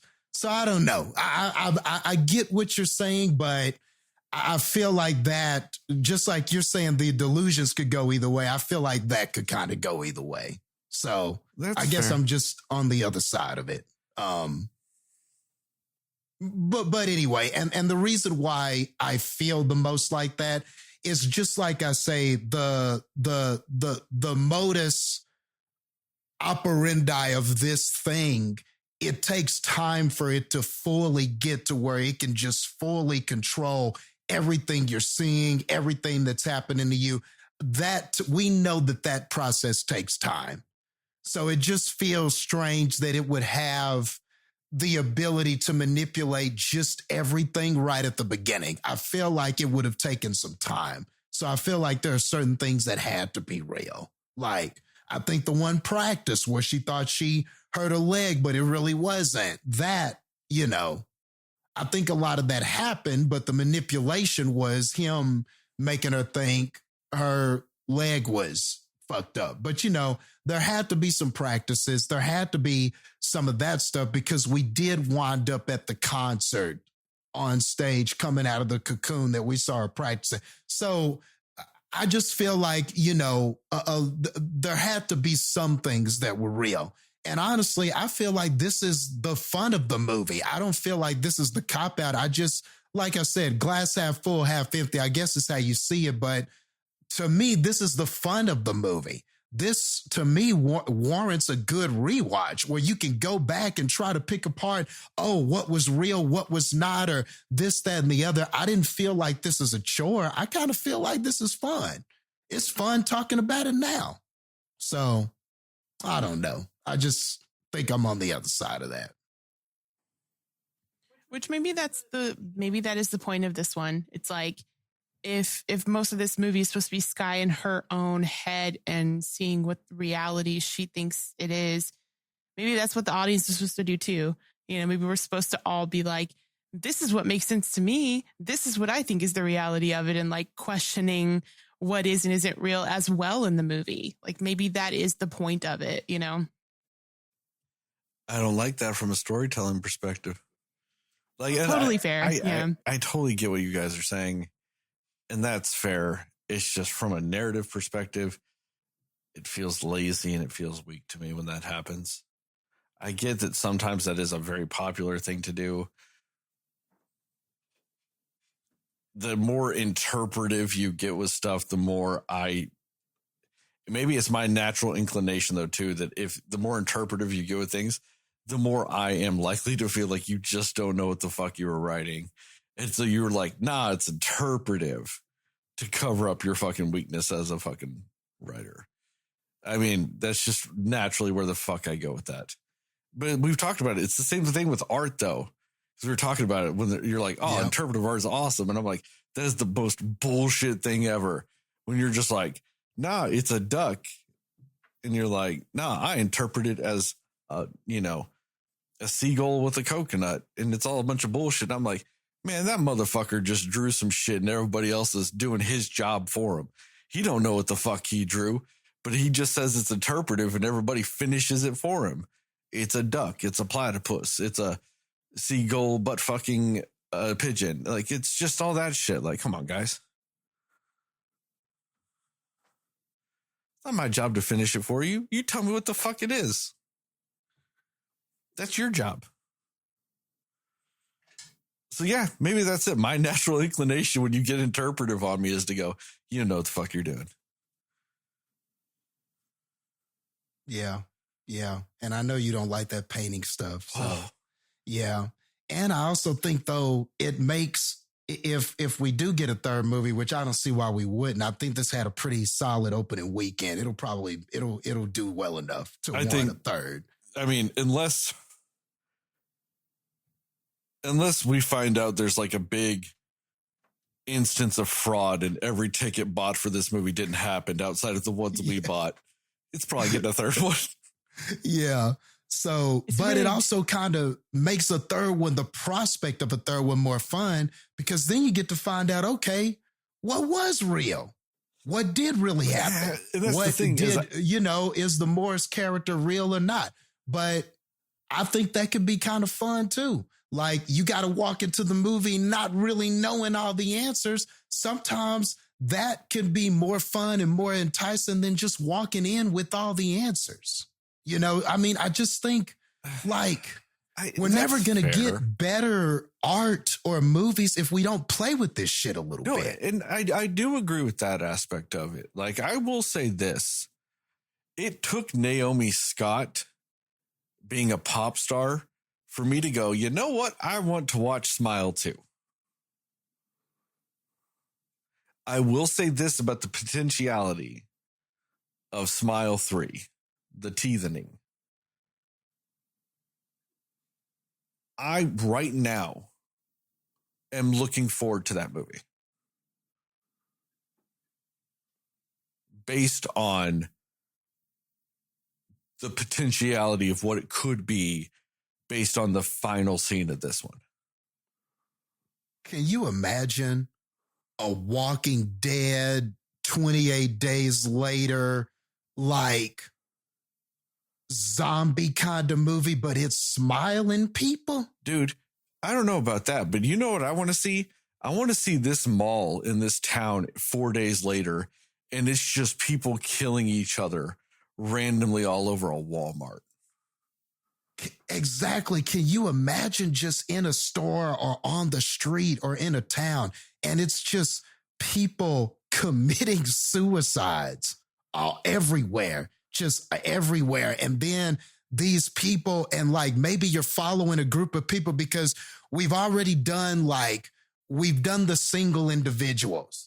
So it feels like the next gradual step is you got to have a group of survivors. Dude. And then you've got to have a town or a city or a world maybe of smilers. And dude, like, how could you not fucking be excited for that? And like, I do we wonder could get too. a whole different take on the zombie apocalypse thing.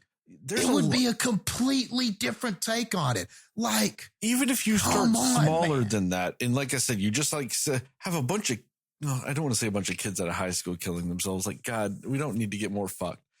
But like, just like a bunch of people at a fucking mall, they start killing themselves. You've got the fucking stoner kids that wouldn't be caught dead at a Sky Riley concert, but they're fucking getting hit by it. You've got these kids. So like you could end up doing that movie that we've seen so many times, that like a slight like post-apocalyptic or whatever type of version where you get the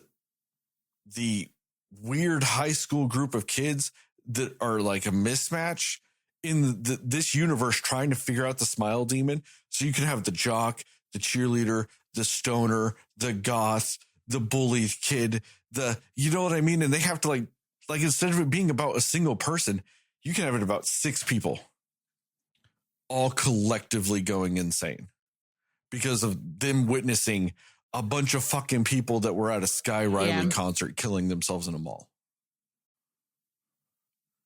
Yeah. And if you want to continue with obviously you're going to have to continue with the theme of trauma. I think a family would be great for this too. A family, different ages. That way you get some children. That way you get some adults. And maybe there's this story about family trauma and how it affects the family and everything like that. You know, if you wanted to do that, you could do that. Like, there are so many avenues. There are so many ways you could go with this and it would be successful. Or like you said, maybe it's a motley crew of teens, or maybe it's just a motley crew of people of all ages. So that way you can like talk about generational shit or how, or the disconnect between the trauma of older people and the traumas of younger people and how they interpret those traumas differently. Man, you could have a beautiful third film. Like, man, what if you had it to where like somebody that was like a baby boomer witnessed it happen, but they're just slightly less traumatized because they just don't give a fuck about mental health and any of this shit. And it weirdly makes them slightly immune to it. Or like a combat veteran that has had PTSD from that sees this happen and it just doesn't even register to them. Or even somebody that's like a sociopath that watches this happen and just is nonplussed about it. It's just in there going, like, they act sad. Like they're like, oh man, it was really messed up. But ultimately they really felt nothing. That'd be cool to see. Therefore, they are not processing any PTSD at all. Would that not be kind of funny that if the ultimate ender of the terrorizing teether is just a sociopath that feels nothing? So he's just so unfazed about it all that it can't infect him. And it just dies when it kills somebody because it just can't do anything to this guy. And he's just the ultimate ender of dental demons. I do agree with you on that. I really, there's so many ways they could go with it. And if you just take even just, as long as you go just one of the many unique ways you can go, I'm fine. You don't need to go all of them. Pick one. Just don't have it be a singular person again. That is probably one thing that would ruin it for me. If it's just one person. We can't do that again. I agree. I totally agree. We've got to evolve that idea. Yeah. But doesn't that seem like the natural evolution of this idea? Just like you said, that the ending was the right ending for this idea. I gotta infect multiple people now. We know about the one person sees it and they're infected. The evolution of that idea was I infect hella people. So that was fine. Now we need multiple people going through this. We need multiple main characters. That has to be the direction. If it's just one person again, I feel like you might be able to get away with an all right movie, but I feel like you're overdoing the idea. Yeah. It's the same idea. Thing, yeah. It's a letdown at that point. Like you built up goodwill with this one. Run with it. Like, I mean, one of the coolest things I think they could do in this is if this demon's affecting multiple people in a group at a very specific moment. One of the coolest things you could do is have it go back and forth between like 4 different people's delusions at the same time. Like have the camera rotating in the middle, and it's just as it's passing by somebody, you see their fucked up delusion, and it kind of just spins. And then you can even have it kind of spinning and spinning. And because it's technically the same demon influencing multiple people, like it's getting so much fear and so much trauma from what it's doing to 4 people at the same time that it starts getting strong enough to blend them together to where he makes a shared delusion of all 4 of their fucked upness at the same time. Like he's able to start combining it and bleed it into each other to take someone else's trauma to fuck someone else real quick too. To just start crazy. Exponentially stacking trauma, like trauma sandwiches. Yeah. And maybe like ultimately the solution is that these people are all infected, but they have to lean on each other to ultimately determine what's real. You know, maybe that's the answer. You're on like they something. have to lean on each other. So it's kind of this nice story about how your environment, like help from others to overcome your own traumas, etc. Maybe there's something to that. But there's also something to like, what if doing this whole Sky Riley thing becomes its downfall? Because what if, because it's a group and all this other stuff, and he's fucking with them, he's doing shared, like doing all that shit I was talking about, but then they end up doing what you're saying, and that weakens him. And because he did it to so many people at once, if like a group of people start collectively leaning on each other and all this other stuff and healing, like he becomes weaker. Like that's like the unforeseen consequence of not targeting someone. Yeah. And what if there's like a thing that they have, like if the group comes up with this thing that you can manipulate throughout the movie, like, okay, everybody's going to have, I'm just going to, not this, but just to throw the idea out there in a simple concept. What if it's like, okay, everybody's got a little bell, and when you feel like you're going crazy or you're not seeing, or if it feels like maybe it's real or not, you ring the bell, and so that lets everybody know that, okay, maybe you're being manipulated, or that lets the other people know you tie something to something, or you always go to this room, or you always, you know, what if there was this thing that could sort of be manipulated throughout the film that these people use as far as like a code or something to kind of, so they can help each other out, but then somebody drops their bell, or the demon figures it out, and then one person is seeing all these bells ringing. It's like, oh shit. You know, I don't know. I feel like there may even be something with that too. Like if this group is together and they're experiencing together, there are so many potential things you could play with where they have some sort of system to determine what's real or not. And then the demon ultimately finds out how to break that system, or maybe there's another plan B and the system winds up working or not working. I don't know. I just feel like there's some fun things you could do with this if it's a group, for sure. Man, what if there's just a scene where they all just start doing a bunch of pharmaceuticals, and it just kind of helps out a little bit. They're all just doing some Zoloft. And they're like, you know what? I feel a little good today. And he's like, no, pharmaceuticals. Anyway. Yeah, what are just some more thoughts you guys have? I think that was like a really good tete-a-tete about my thing with it, but what's more shit you guys had? You could talk for a while, Heather. I was talking for a bit, so. No, you're good. Yeah, I also think that something this movie could have done, not that it took away from it, but something I think it could have done is found a way to tie in the first movie with this one better. Because, and the reason I say that is because I actually thought at first, like at the beginning of the movie, you know, that cop from the first movie, right? He's out doing his vigilante thing or whatever he's doing, trying to stay alive, and then gets killed by that car.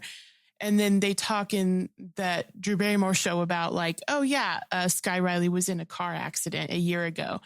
And like, I thought that they were going to imply that that was the car that killed him. You know what I mean? And like, and not that that needed to be the case, but like, that's just kind of like my first thought was like, oh no, is it going to be that guy? You know, and then like had a way to tie in this, you know, being spread on through that type of thing. Like maybe the guy that Sky was getting drugs from was with them in that car accident, right? And he was the only one that saw it because the others were passed out and he got it. And then, you know, eventually then he passed it on or something like that. Like, and there's ways to work the story out differently than it played out a little bit with the timelines for that to have worked. But I just thought that would have been like a cool, fun thing to do if it tied the people from that first movie into this one better.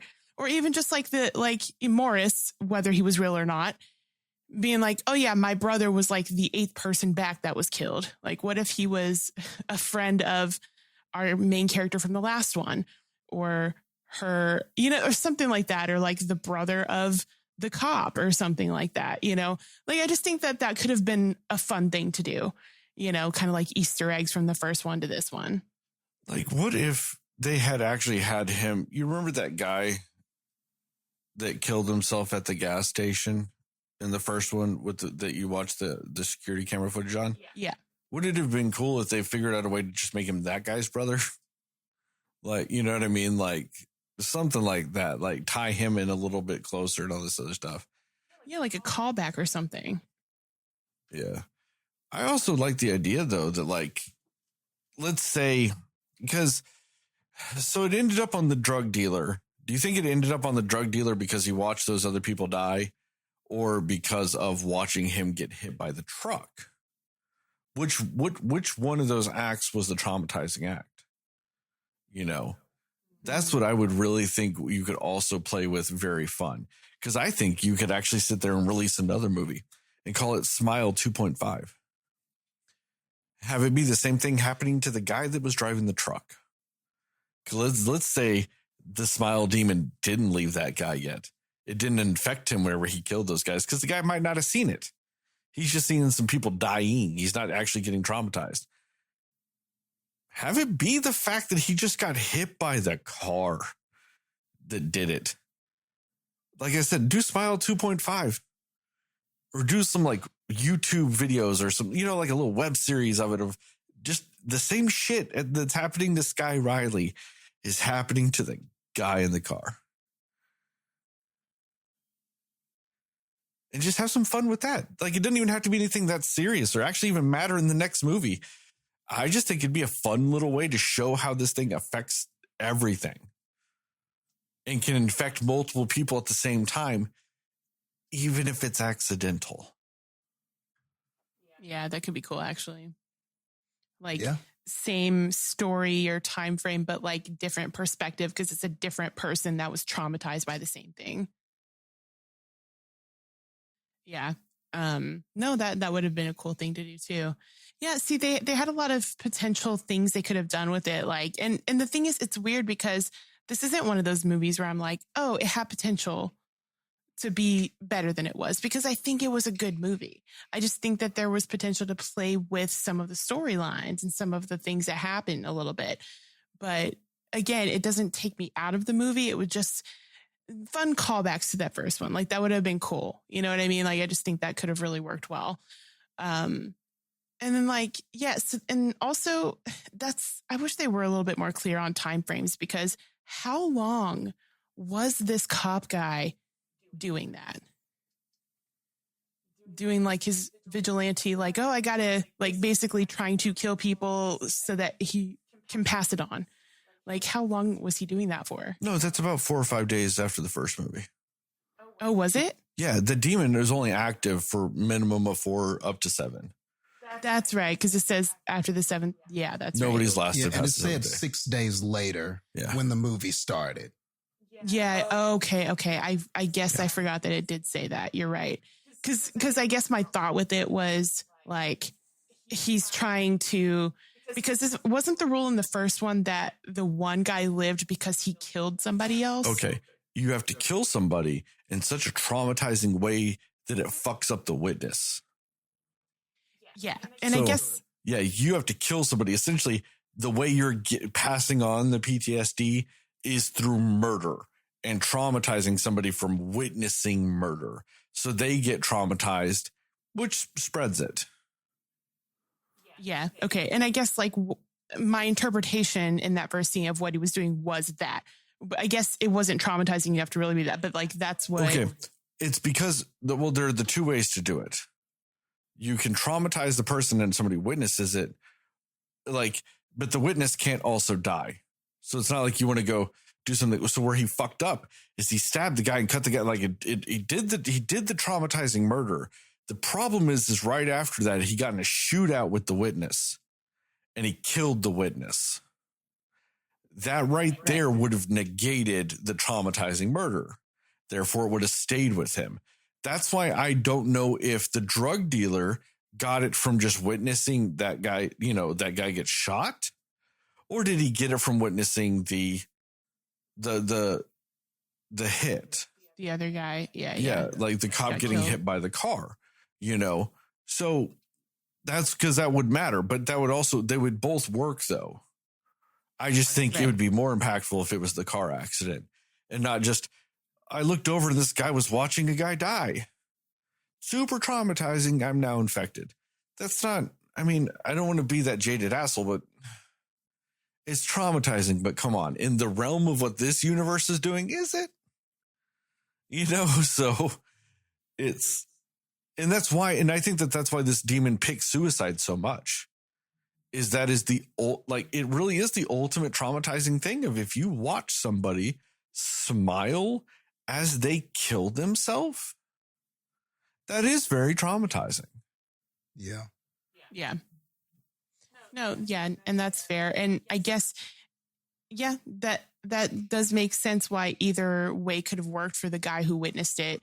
And I guess, and it could have also been because like I got into the theater as the movie was starting. So maybe I just missed that it said 6 days after, because I was like, can he just do this? Is he just trying to do this for as long as he possibly can because he knows that if he kills somebody in front of the other that he will still live? Like, I just was wondering if that's why he was doing it. But it would end his curse. So doing it once would mean he wouldn't have to do it again. All right, that's okay. Never mind. All right, so I'll move on to my next point. No, I'm just saying that because the guy in jail in the first movie, he only did it once and he's alive, because it hadn't infected him again or reinfected him. And that's why I'm just basing it solely off the fact that the guy in jail in the first movie that taught him that lesson. Yeah. All right. Well, never mind then. So, okay. My next point was going to be with these side characters or these supporting characters that they do. It's interesting because, and hear me out, and maybe I was reading into this too much, but I feel like they're not as fleshed out of characters as Naomi Scott's character because they're kind of all from her perspective, right? Because when I was thinking more about like how much of this was in her own head versus reality, it feels like a lot of these characters, like her mom and her friend and the assistant, were all kind of characters we're seeing from the perspective of her while she's kind of like in her trauma, right? So I just wondered if that's why the way we see these characters in more of like a surface level way is because it's all from Sky Riley's perspective.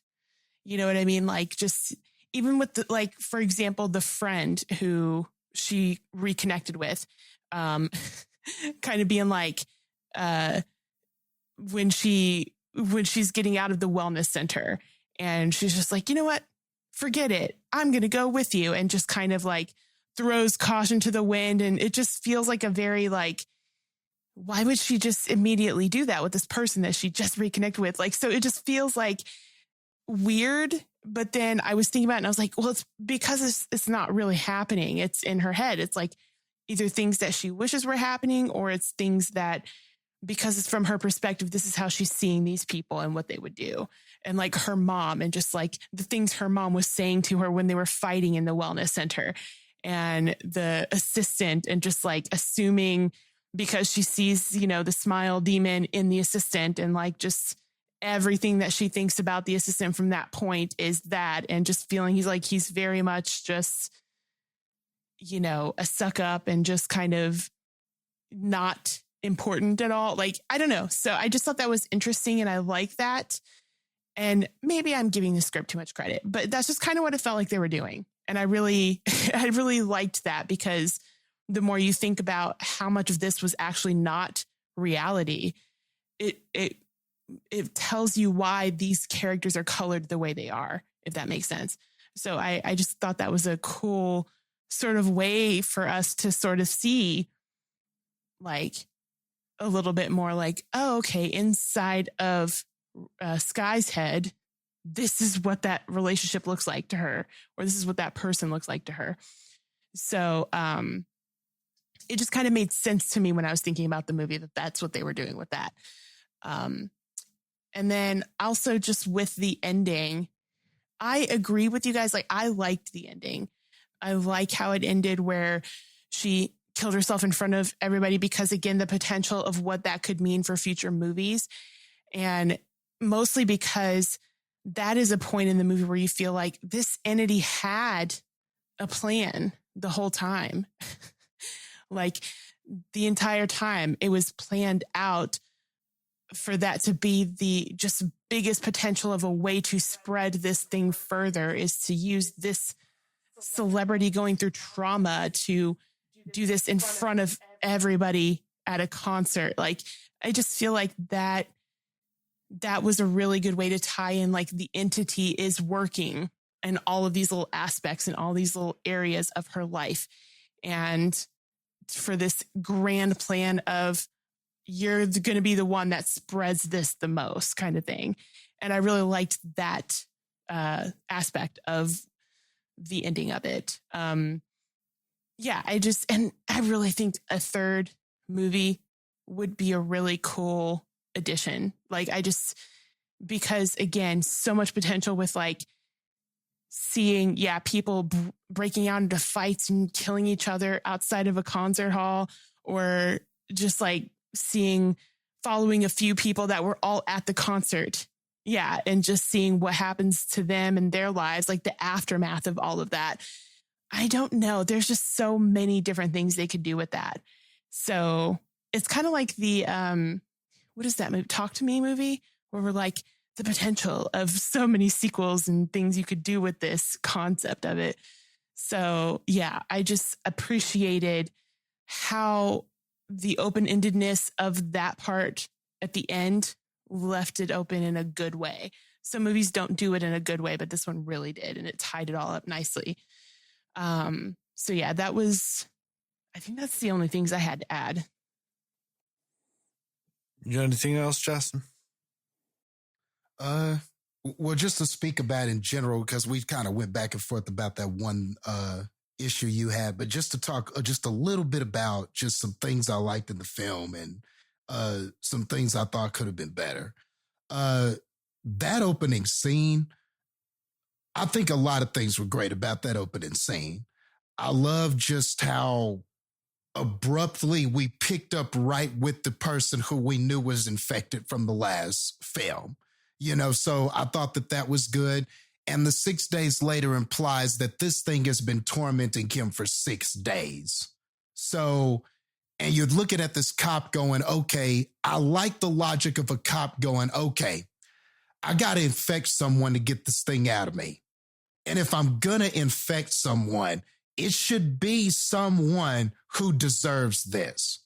What is the worst criminal I know? What is the worst person? Who is a person that, obviously I don't want to have to do this to anyone, but if I had to, let me pick someone who's bad, who I know. So it makes sense that the cop would profile and know this person and then try. Maybe this was somebody who they had trouble. They knew he was bad, but they didn't have all the evidence yet. So I could see a cop going, okay, let me try to transfer it to this person because this person is scum. They would deserve this, like rationalizing in your half crazy head that maybe this is somebody who I could do this to and they would deserve it. At least I could clear my conscience knowing that the person infected was somebody who deserved it, but I just love how that all played out, because at first you're kind of wondering, exactly what is happening and what he's doing. And I just love it. I was just kind of like, okay, what exactly is happening? Then you realize, oh, okay, that's what he's trying to do. But I love how it just went awry and how he looked at our drug dealer person and said, this wasn't meant for you. This wasn't supposed to be you. And then, and it was almost like he almost thought about giving it to him. Like he almost thought about infecting him, but then thought better of it. So I like the irony of him running out there, getting ran over, and it still winds up being that person that he avoided, that he wanted to avoid it being. So I really, really just love the first scene. I love how intense it was, the way it was shot. It was just an excellent opening scene. It made sense for the narrative. Like all of it was there. What I love about Sky and how she got it was that, and I think you're dead on, Heather, with the side characters and what they meant to her and how they didn't seem like fully realized relationships, because the whole film is about kind of appearing okay on the surface and appearing like the trauma's not affecting you on the surface, but on the inside, that what's really going on is turmoil and chaos. That's what the character's songs were about. If we pay attention to the lyrics, that's what she was singing about. That's what this story is about, with this celebrity trying to look like I'm okay and I'm sober, but there's all this chaos going on the inside. Her speech before she put the old lady through a table like it was me in a wrestling match. That's what that speech was about. Oh, I thought being a celebrity would fix my problems, but really I'm in turmoil on the inside. So a big theme of this movie was that. Are you saying you put old women through tables as a wrestler? I would go through a table like the old lady did. Fair enough. Okay. Wanted clarification on that, because I'm like, yeah, that goes several ways. Is Jastin saying he beats up old women? No. And it strangely reminded me of the Dudley Boys when they put Mae Young through the table. Fair enough. I was sitting there in my head going, she got Dudley. And, kind of chuckled were you to sitting myself. there like Bubba Ray was after he did just that euphoric trance. Yeah. Kind of like, in my head, I was like, she got Dudley. But, so I agreed with that one bystander that was like, hey, that was funny when the woman went through the table. I was like, I agree, sir. It was funny. Because I chuckled to myself. But that's what this movie is about. It's not only about like trauma and stuff and how it affects you, but it's also like about how we pretend that it doesn't, which is why I love this more than the first movie. Because to me, that is a much more relatable, much more serious, much more heavy sort of conversation now that we're having, all in the guise of this celebrity that is pretending to be okay while all of this is going on the inside. So and ironically, the reason why she caught this in the first place was because she's supposed to not be on drugs and be off of drugs and be sober and stuff like that. But here she is trying to go to a drug dealer and get some drugs. You know what I'm saying? She's trying to go get a drug to help her. After that happened, did you turn to the person next to you in the cinema and go, that's why I'm straight edge? Go back to watching it. If there was a person next to me, no, I still wouldn't have done that. God, I'd be such an asshole. I'm glad I'm not that kind of straight edge person. But that's why I like this movie so much. Like all of the choices this character is making line up. The irony of that she's supposed to be well, but she's not really well. And now that's why she's trying to get these drugs, like it's all there. It's why she even got infected in the first place. And then it drives the rest of this movie with what she's going through. I also love the reveal in the third act when we find out, because, okay, you knew she had the wreck and you knew that the boyfriend, husband, whatever he was, can't quite remember, died. So you knew that. And you felt like, okay, that was the trauma. That was the trauma. And in the first movie, it was easy. They gave us the mother. We knew about her mother and everything. And they kind of gave us that answer early. And it was just about the demon just further strengthening that trauma. What I think I loved about this, and why this is yet another evolution of this whole idea, is it took the demon time to find that, because she had hid that so far in her guilt and her subconscious and everything that was going on with that situation. That was the thing she hadn't told anybody. That was the thing she hadn't told her friend. That was the thing the media didn't know about. Nobody knew that she caused this wreck. That was the thing hiding in her nobody knew about. And that's why she wasn't okay. That's why, regardless of this journey to be sober and all of this stuff like that, that was the real key to this. That was the inner thing she was hiding that nobody knew about. And it was great because at the time we discovered it, you also realize the demon has discovered it. And that ultimately really sealed her fate. And when you find that out, it just made things so abundantly clear. Oh, that's why this character is so fucked up. That's why this person was having trouble and never really was recovering from her trauma, because she was never really honest about truly what the trauma was, never taking responsibility for that thing, never really coming clean about why she wasn't okay. And so her relationships with her mother, the friend, all these people, they're almost surface level, but and maybe some of that was them trying to hold her up and be this celebrity and put her on this pedestal and blood suck and make money, all of that stuff. They kept, what about the tour, Sky? What about the tour? But another part of that is her fault for not being fully forthcoming about this trauma and this guilt that she was dealing with. So I just loved all of that. I loved all of that from a beneath the surface perspective. One complaint I had about it was at the end, when the monster is on stage with her and everything, I didn't think the monster looked the best.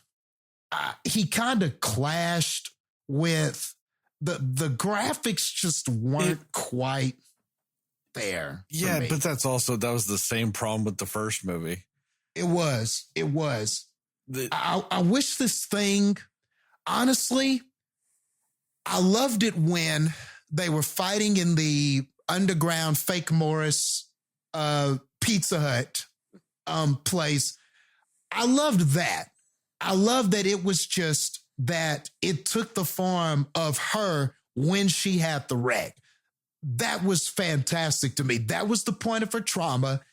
I love the whole thing about the battle with yourself, because this trauma was also marred in her inner guilt. So really, a lot of this was a battle within herself. Not like, oh, she's the person that's traumatized, but a lot of it too was her saying to herself, I ruin everything. I ruin all these relationships. I ruin all these people.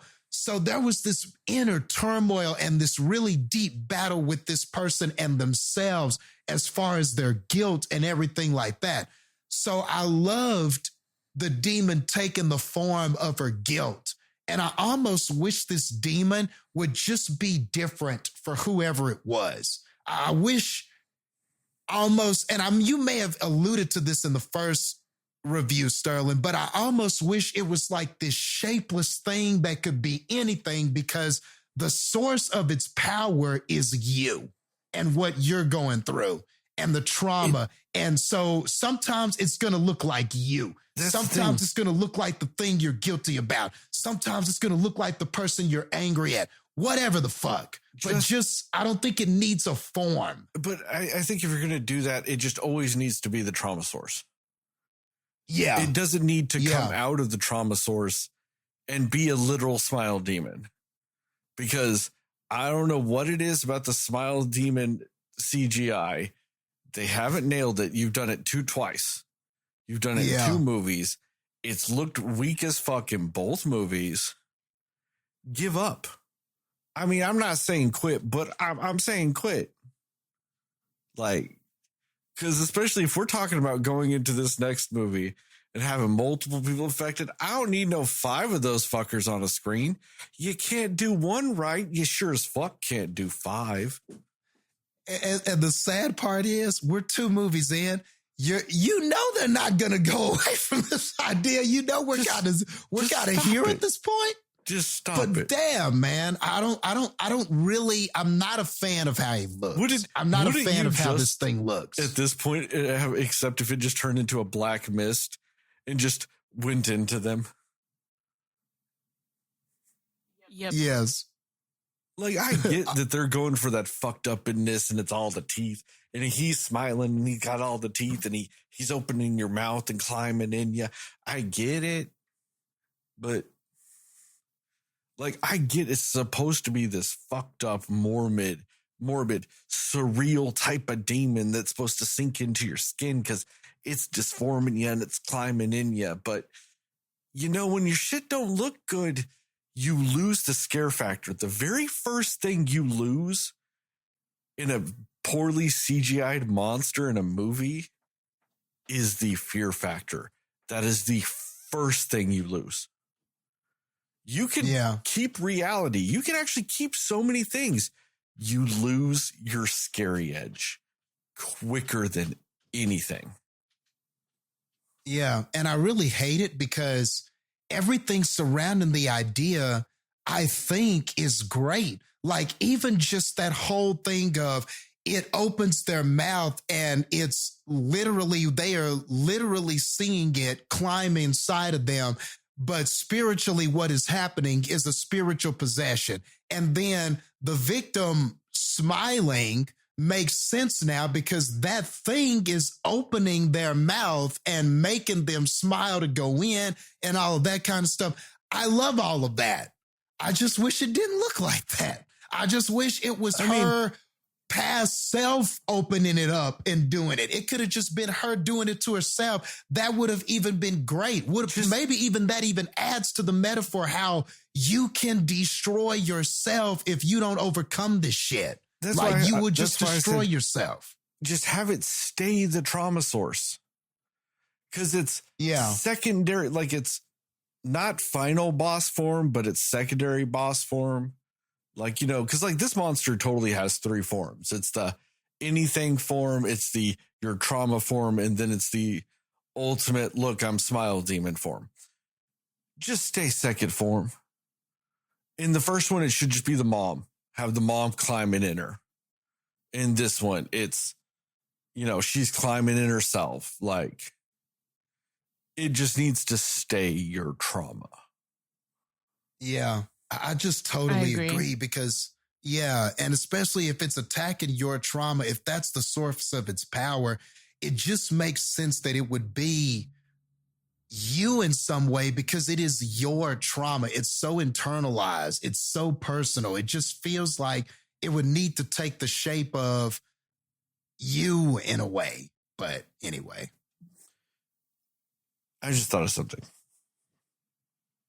So theoretically speaking, if you are a young enough kid, you actually might not have some severe trauma in your life because you're a kid. And I don't think it counts its infection point as what it can latch on to for its trauma, right? You know what I mean? So theoretically speaking, most of the children at that concert who got fucked up by it might not have enough trauma for the trauma monster to really feed on you. So think about this, and this adds a unique spin to it. But their parents did. And so their parents actually get infected. And so what happens is then the parents kill themselves in front of the children. But because the children have that previous trauma point of watching their favorite musician die on stage, they are now susceptible to being infected when they watch their parent die from it. Oh, that's fantastic. Man, that's crazy. Yeah. You sick fuck. That's I'm glad you're not writing it. Huh? Dude, think about this. What if that wasn't quite enough? So watching your first parent die doesn't do it, but your other parent gets it, and it's them killing themselves that ultimately gives it to you. You could just have it go like that. That'd be, oh man, that's fantastic. So then what if, like, yeah, like what if you have like another sibling that wasn't at the concert? So their first trauma point is watching their mom die. And then now when you kill yourself, it now infects your like brother. And then that goes to your dad. And like, it's this weird chain that it could bleed through just because you haven't had trauma yet because you're a kid. I like that. That's interesting. Yeah. See, No, I'm totally on board with the that's Smile tight. franchise now. It took 2 years, but you got there. Took years and 2 movies and having to watch one of them twice, but I got there. Yeah. But man, I'm glad you're not writing it.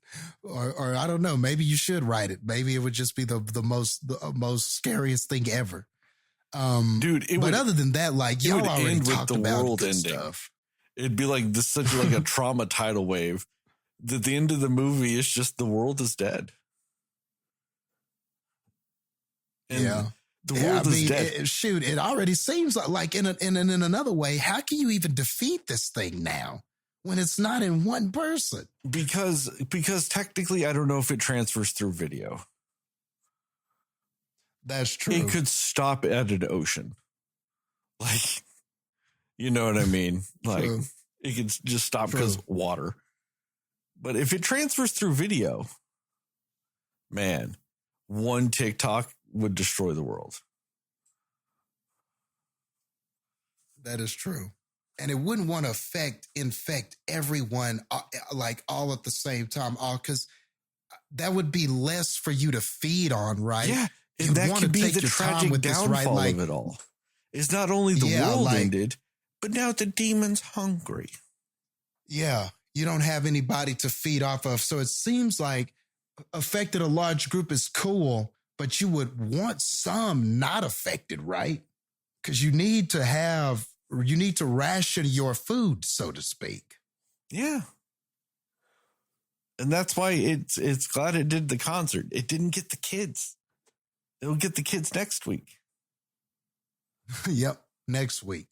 And maybe that's ultimately this thing's undoing, is that it wants to leave people alive to get them later, but maybe, ironically, that is, you leave people alive. We're humans. We're resourceful. Man, what if you We just come end up up with in the wrong solutions. person? Like, what's bad about doing one person at a time, though, is what if you get stuck in a person that is truly like a drug addict?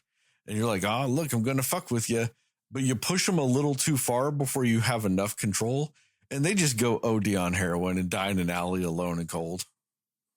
Yeah. And you're Yeah. just stuck. Like, because you pushed a little too hard on the wrong person.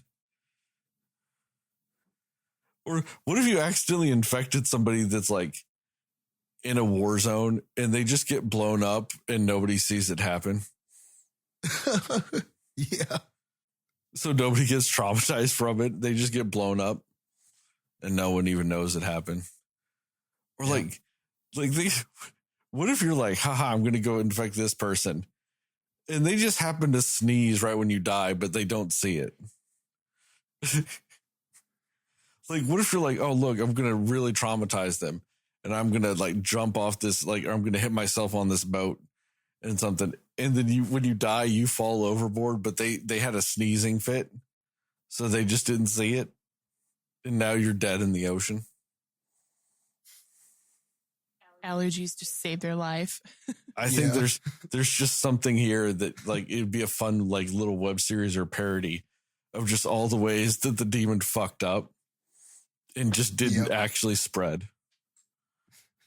Like, what if he's like, haha, I'm gonna do something, and he's like starting to get control over somebody, and he's just like, yeah, but let's have them eat a sandwich, and then we'll go fuck someone up, and they're just allergic to peanut butter, and he doesn't know it. So they just die at home because they ate a peanut butter sandwich. because the demon just didn't know. Yep. There's definitely a Wile E. Coyote version of this thing that just keeps trying all these things and they just don't work. Smile E. Coyote, if you will. I feel like the only people that would be safe are people that don't have vision. But then I guess the demon could still maybe like... No, you can traumatize the fuck out of somebody with some noise though, man. Yeah, but isn't the whole thing like they have to see them? I mean, sure, but Like- I think that there is that exception though of like, okay, like there's this guy in front of you. So what you do to kill yourself is you light yourself on fire. So they smell the burning flesh. They hear you screaming. They feel the heat. I'm pretty sure that hell traumatized somebody. No, yep, that's fair. I guess like my whole thinking was it's like them seeing somebody kill themselves. I think it's the easiest thing is it's because it is trauma. And one of the easiest ways to traumatize people is them seeing it. But I guess for somebody who doesn't see, like hearing it would be the thing that traumatizes. Like I said, if you could feel the heat, you could hear them screaming, you could hear the crackling of the fire, you could smell the burning flesh. I'm pretty sure that'd be pretty fucking traumatizing. Especially if they're just screaming over and over again, I'm on fire, just to give you no doubt that they're burning. Yeah, but I'm not mad at that idea, Heather. I mean, you could, but imagine having a character that maybe is blind or impaired in that way or something like that. And then the demon has to find another way to, the group, if this is a group and one of them's blind, maybe the group assumes, oh, well, this person is safe because they can't see. But then we get to a certain point in the movie and it's like, no. And something happens kind of like what Sterling is talking about. They hear people screaming or they hear somebody they care about dying and stuff like that. And then that traumatizes them. And then the demon enters this blind person. It could be neat. You might be able to play with something like that. All right, Jastin, you know how earlier you were like, hey, I don't want you to write this movie because your brain's a little fucked up? Yeah. All right, to fuck with the blind person. When they're super in control, it makes them think they got their sight back and that they're seeing things. And then to take it away from them, it has them gouge their own eyes out. Oh, man.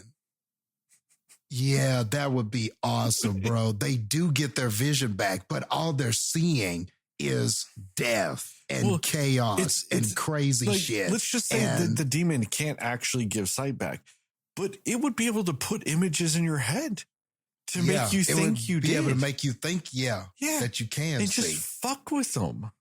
And yep, exactly. And make it start off really nice. Like, oh man, you're seeing your family, you're seeing these people you care about and all this stuff. And then he could just start fucking with them, Now all of a sudden you're seeing death and chaos to the point to where you don't want eyes anymore.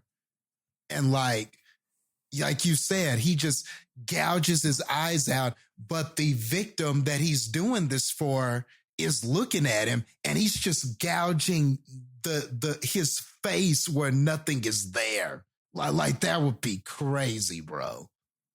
That'd be some insane shit. See, this is why I thought it was kind of weak that she just stabbed herself in the eyeball off camera.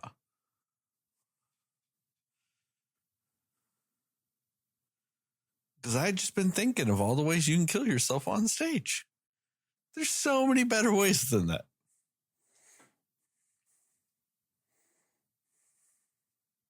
She had that cocoon thing. Felt like there was an opportunity maybe with that. I don't know what, but. I don't know. I just need more than just that. Like I said, because I don't know, there's too many just people stabbing themselves in the eye or hitting themselves in the face.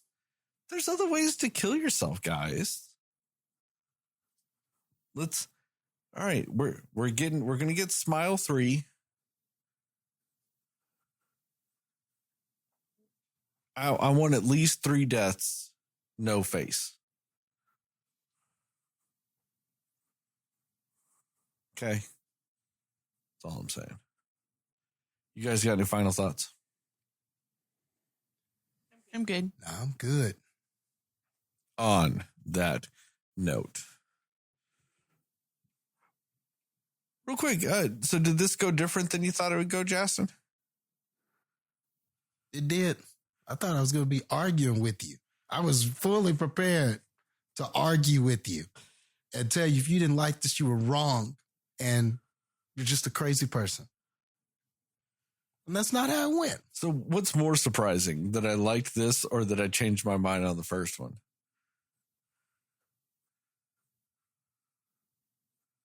I'm gonna go with the first one. The fact that you changed your mind on the first one, though ironically, out of all of us, you wind up changing your opinion about movies more than we do, which is ironic because a lot of times on here, you, not saying that it's not true or anything, but you really present yourself as this person with like, that's my opinion and that's it. And I'm sticking with it.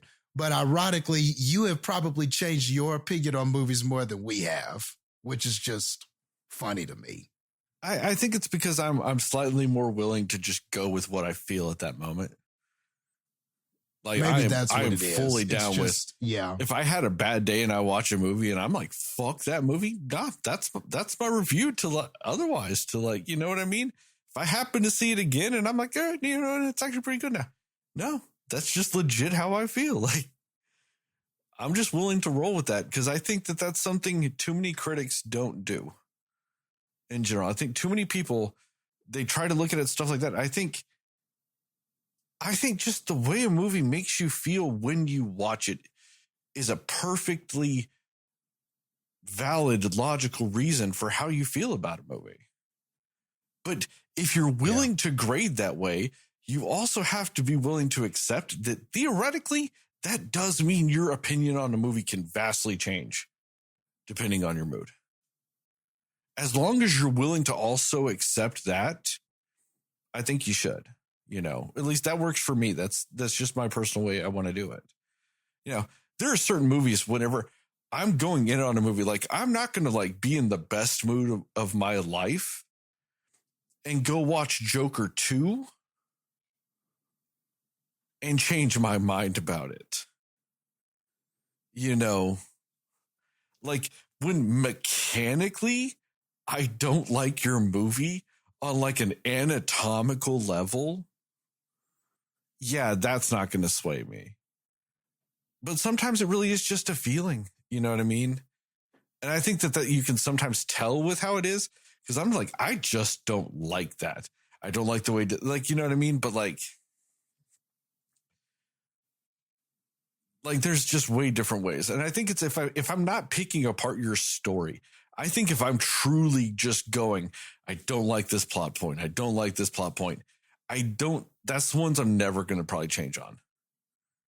You know, because like my feelings aren't really going to be like, I don't think you had a story. Yeah, and those plot points, the holes aren't going to suddenly make sense. Yeah. So yeah, that makes sense to me. But if you just genuinely felt like, and I think you even said that when we reviewed that movie, that it wasn't narratively that this was a problem, but you just weren't feeling. I didn't think that what it was trying to say and what it did say lined up. And that is kind of more of a feeling thing. Like I didn't feel like it's telling the story about PTSD. And I remember this distinctly. I thought it was swinging also a little too much at mental health. And when I'm watching this movie a second time, I think I am realizing that, like, and maybe it's because of things you guys said when we reviewed it. Like subconsciously, I'm watching it again, and I'm looking at this movie less from it's tackling mental health in general to it is in a microcosm of just trauma. And maybe it was you guys bringing that up when we talked about it. It's sitting in the back of my head. So when I'm watching it again, that's changing it. Because I'm refocusing it based on what you guys said instead of what my mind takes it to. Because that's when I watched it again. I was like, if you look at this from just, it's a trauma thing and not just a mental health thing, the movie actually works pretty well. It's a little slow. It's a little unbalanced. But, not that bad. Yeah. And I think it's good to just be honest with yourself, whether it's you or whether it's anybody. Like, and I mean, at least that's with you. You're honest enough to go, well, I feel different about it now. But I know that there are some people that are like, I thought this was a classic when I was growing up.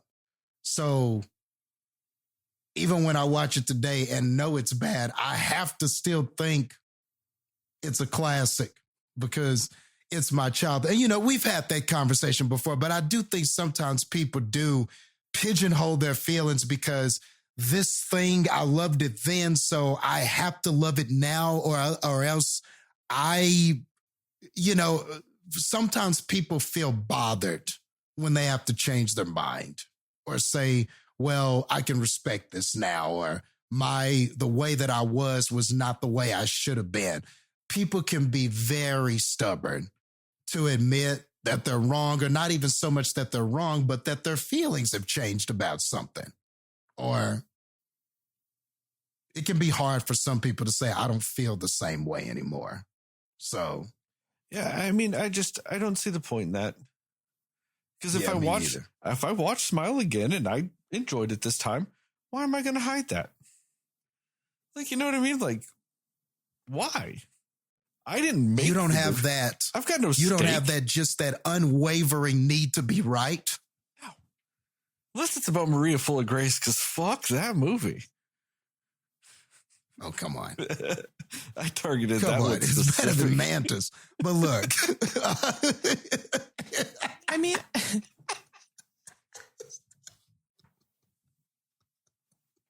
this motherfucker said Mantis. Oh, Heather, if you only know.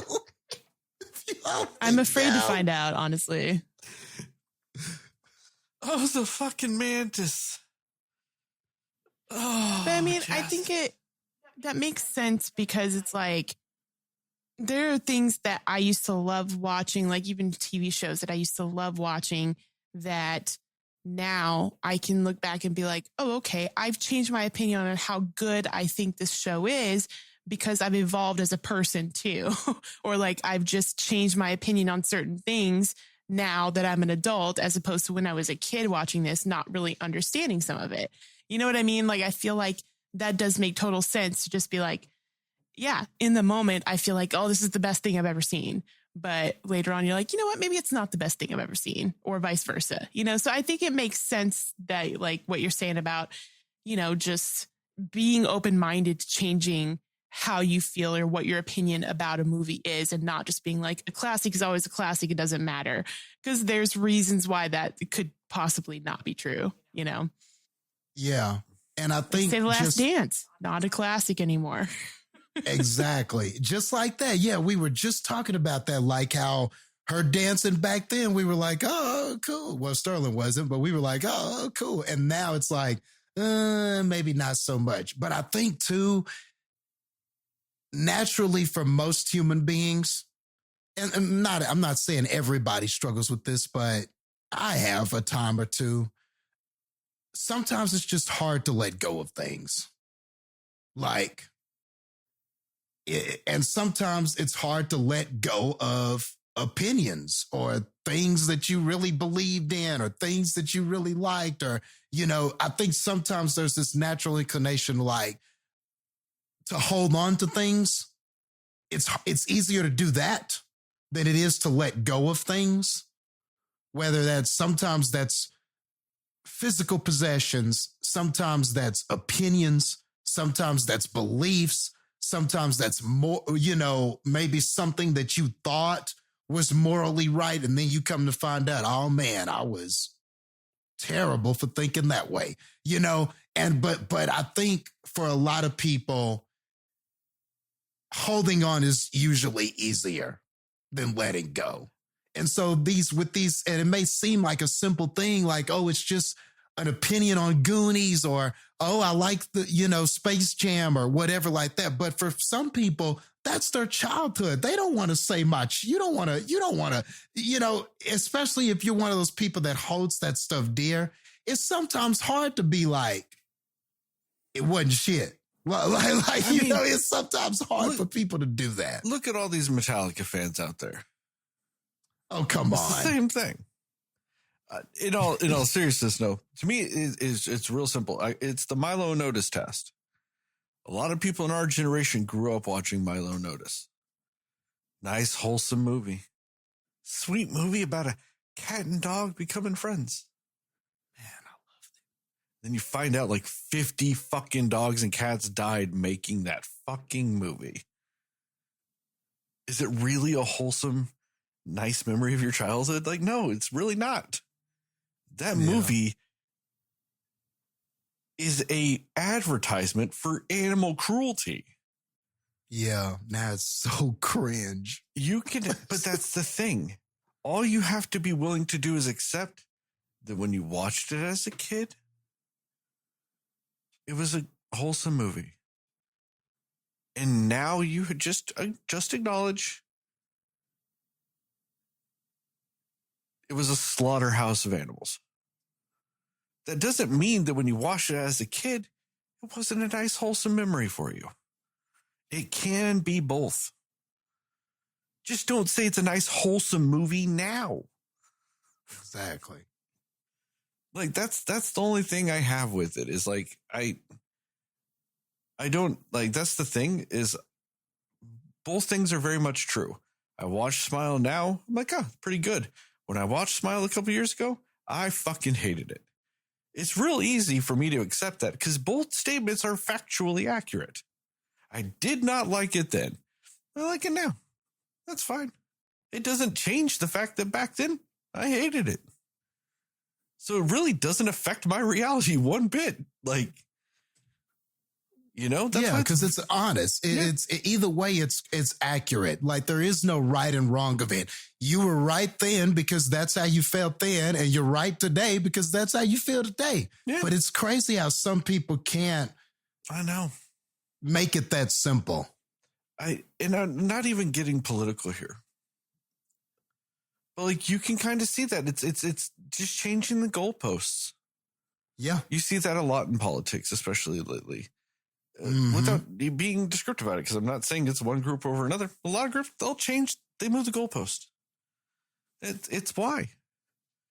Because to me, the way I look at it is I literally kicked at a different goalpost. The goalpost I was shooting for back then, or the movie was shooting for back then, was different than it was that day. That's all. And the thing is, too, is I know we've kind of made a running joke of it, of me. Was it Spider-Man Far From Home? Wait, which was the No Way Home? Sorry, No Way Home. No Way Home, yeah. That every once in a while I just randomly add a point to it, especially after we watch some shit comic book movies. I'm like, you know what? It's another point.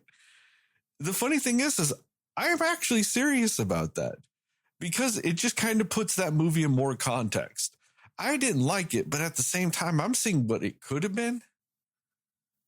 And it makes me respect it a little more. Because I'm like, no, it could have been worse than what it was. And sometimes that's worthy of respect. Because when you get to sit through the bullshit and I'm fucking miserable watching a movie and I see no actual value in its existence, like Black Adam. What the fuck did that do to my world? Nothing. Like it didn't even passionately make me hate it. It just made me fucking not give a shit that it fucking happened. And the only anger it truly brought out in me in the end is that you wasted my time. Not that you ruined this, I don't give a fuck. You wasted my time. And you wasted more of my time when I had to talk about you. And then you wasted a little bit more time when I had to fucking edit the audio and video of it too. But yeah, that can make me look back at Spider-Man and go, man, I appreciate that swing they took. Because it looks more and more like that was the right type of swing to take. Because so many other movies are just swinging at nothing. They're taking the wrong risks. And so, yeah. Makes me respect that movie a little more. And then you watch something like Borderlands and you're like, man, that Mario movie ain't half bad, is it?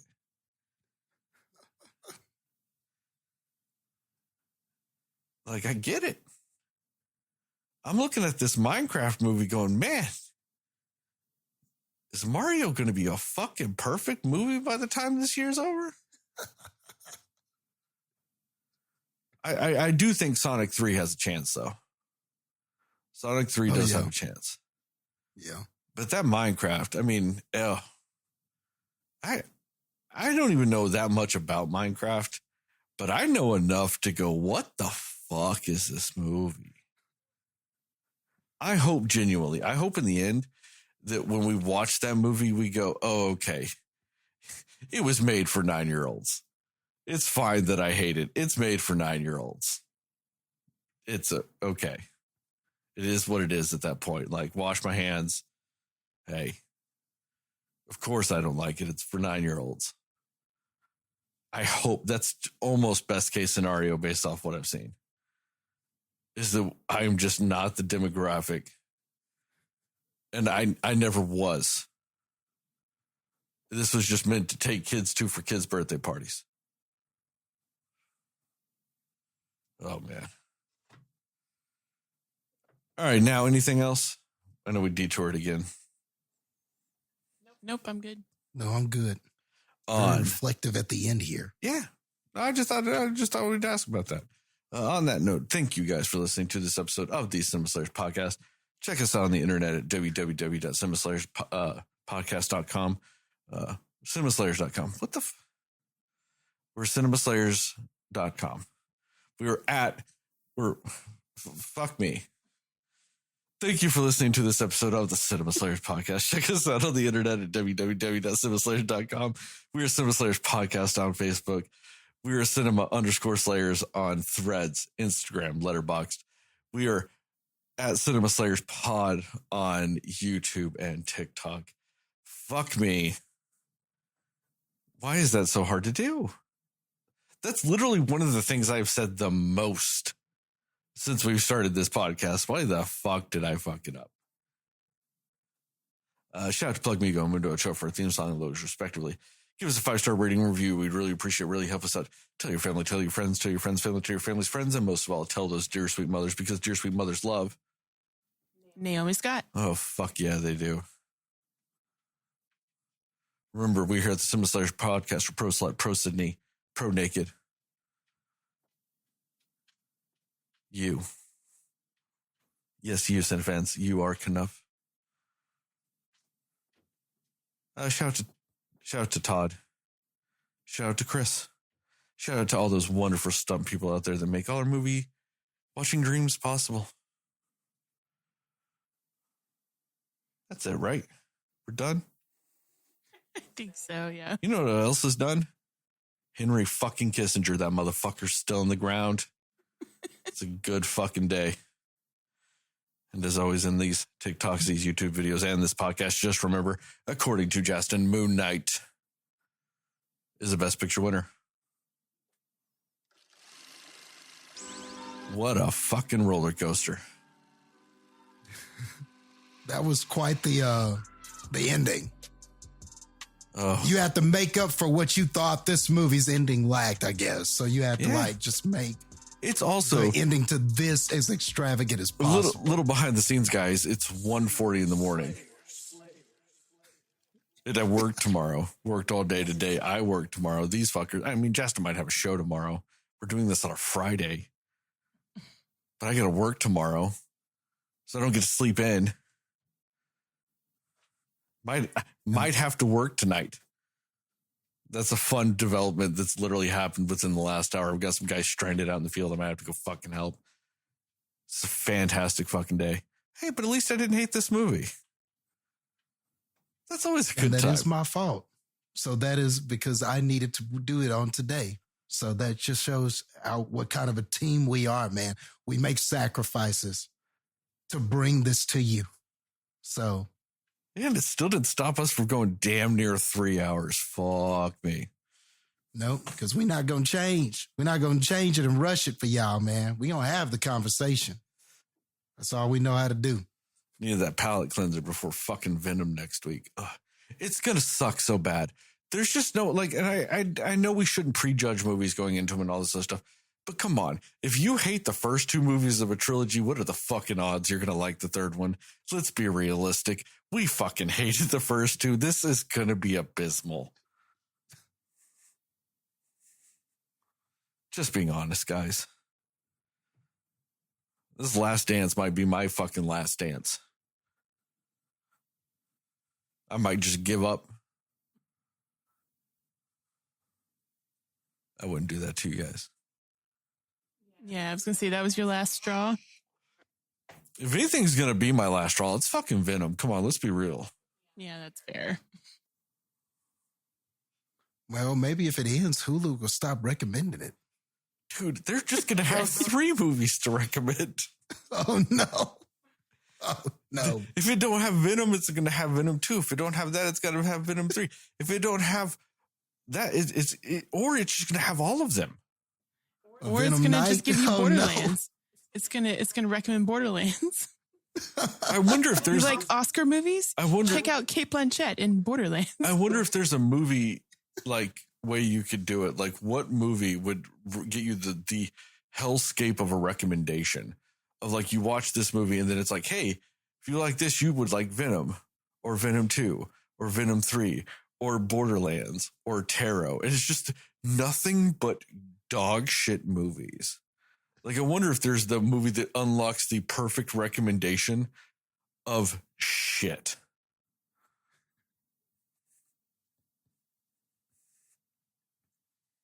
And then it's just going to be like Milo Notice. Oh, God. That is one of my favorite movie facts to tell people because it fucks so many people up. I love seeing that little bit of glow drain from people's eyes. It was tough, bro, finding that out for the first time. I think I was watching a documentary and they showed footage of just dogs being thrown, like that scene dogs with the being waterfall? thrown off of mountains. Yeah, and that scene with the waterfall, those animals just went off and died.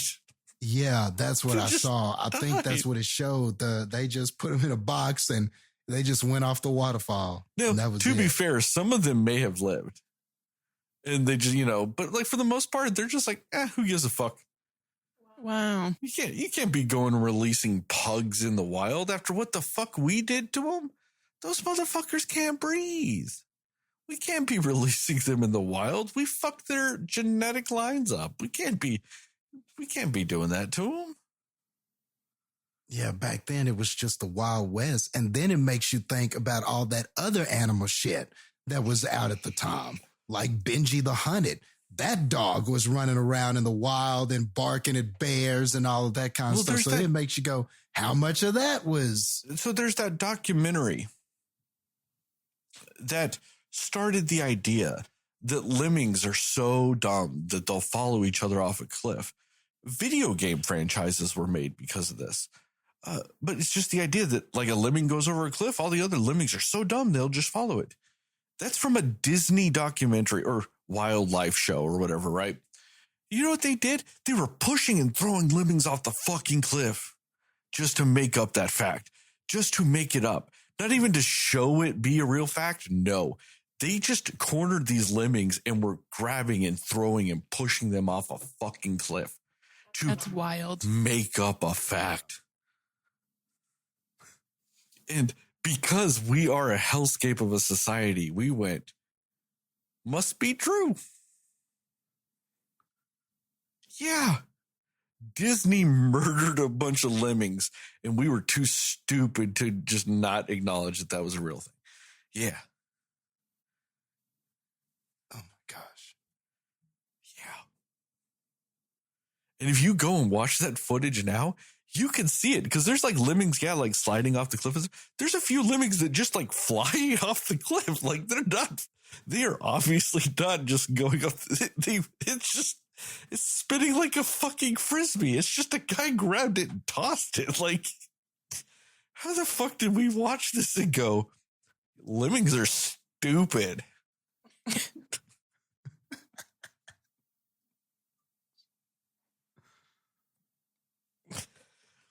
All these people saying Hollywood's got a liberal agenda.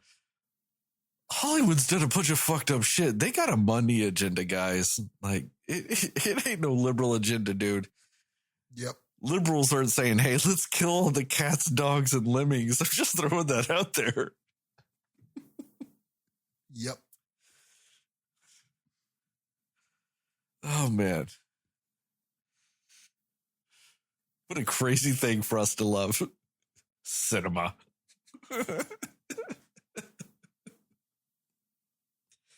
Oh, it's so fucking late. I'm probably gonna work. I'm getting delirious. All right, guys, I'm out of here.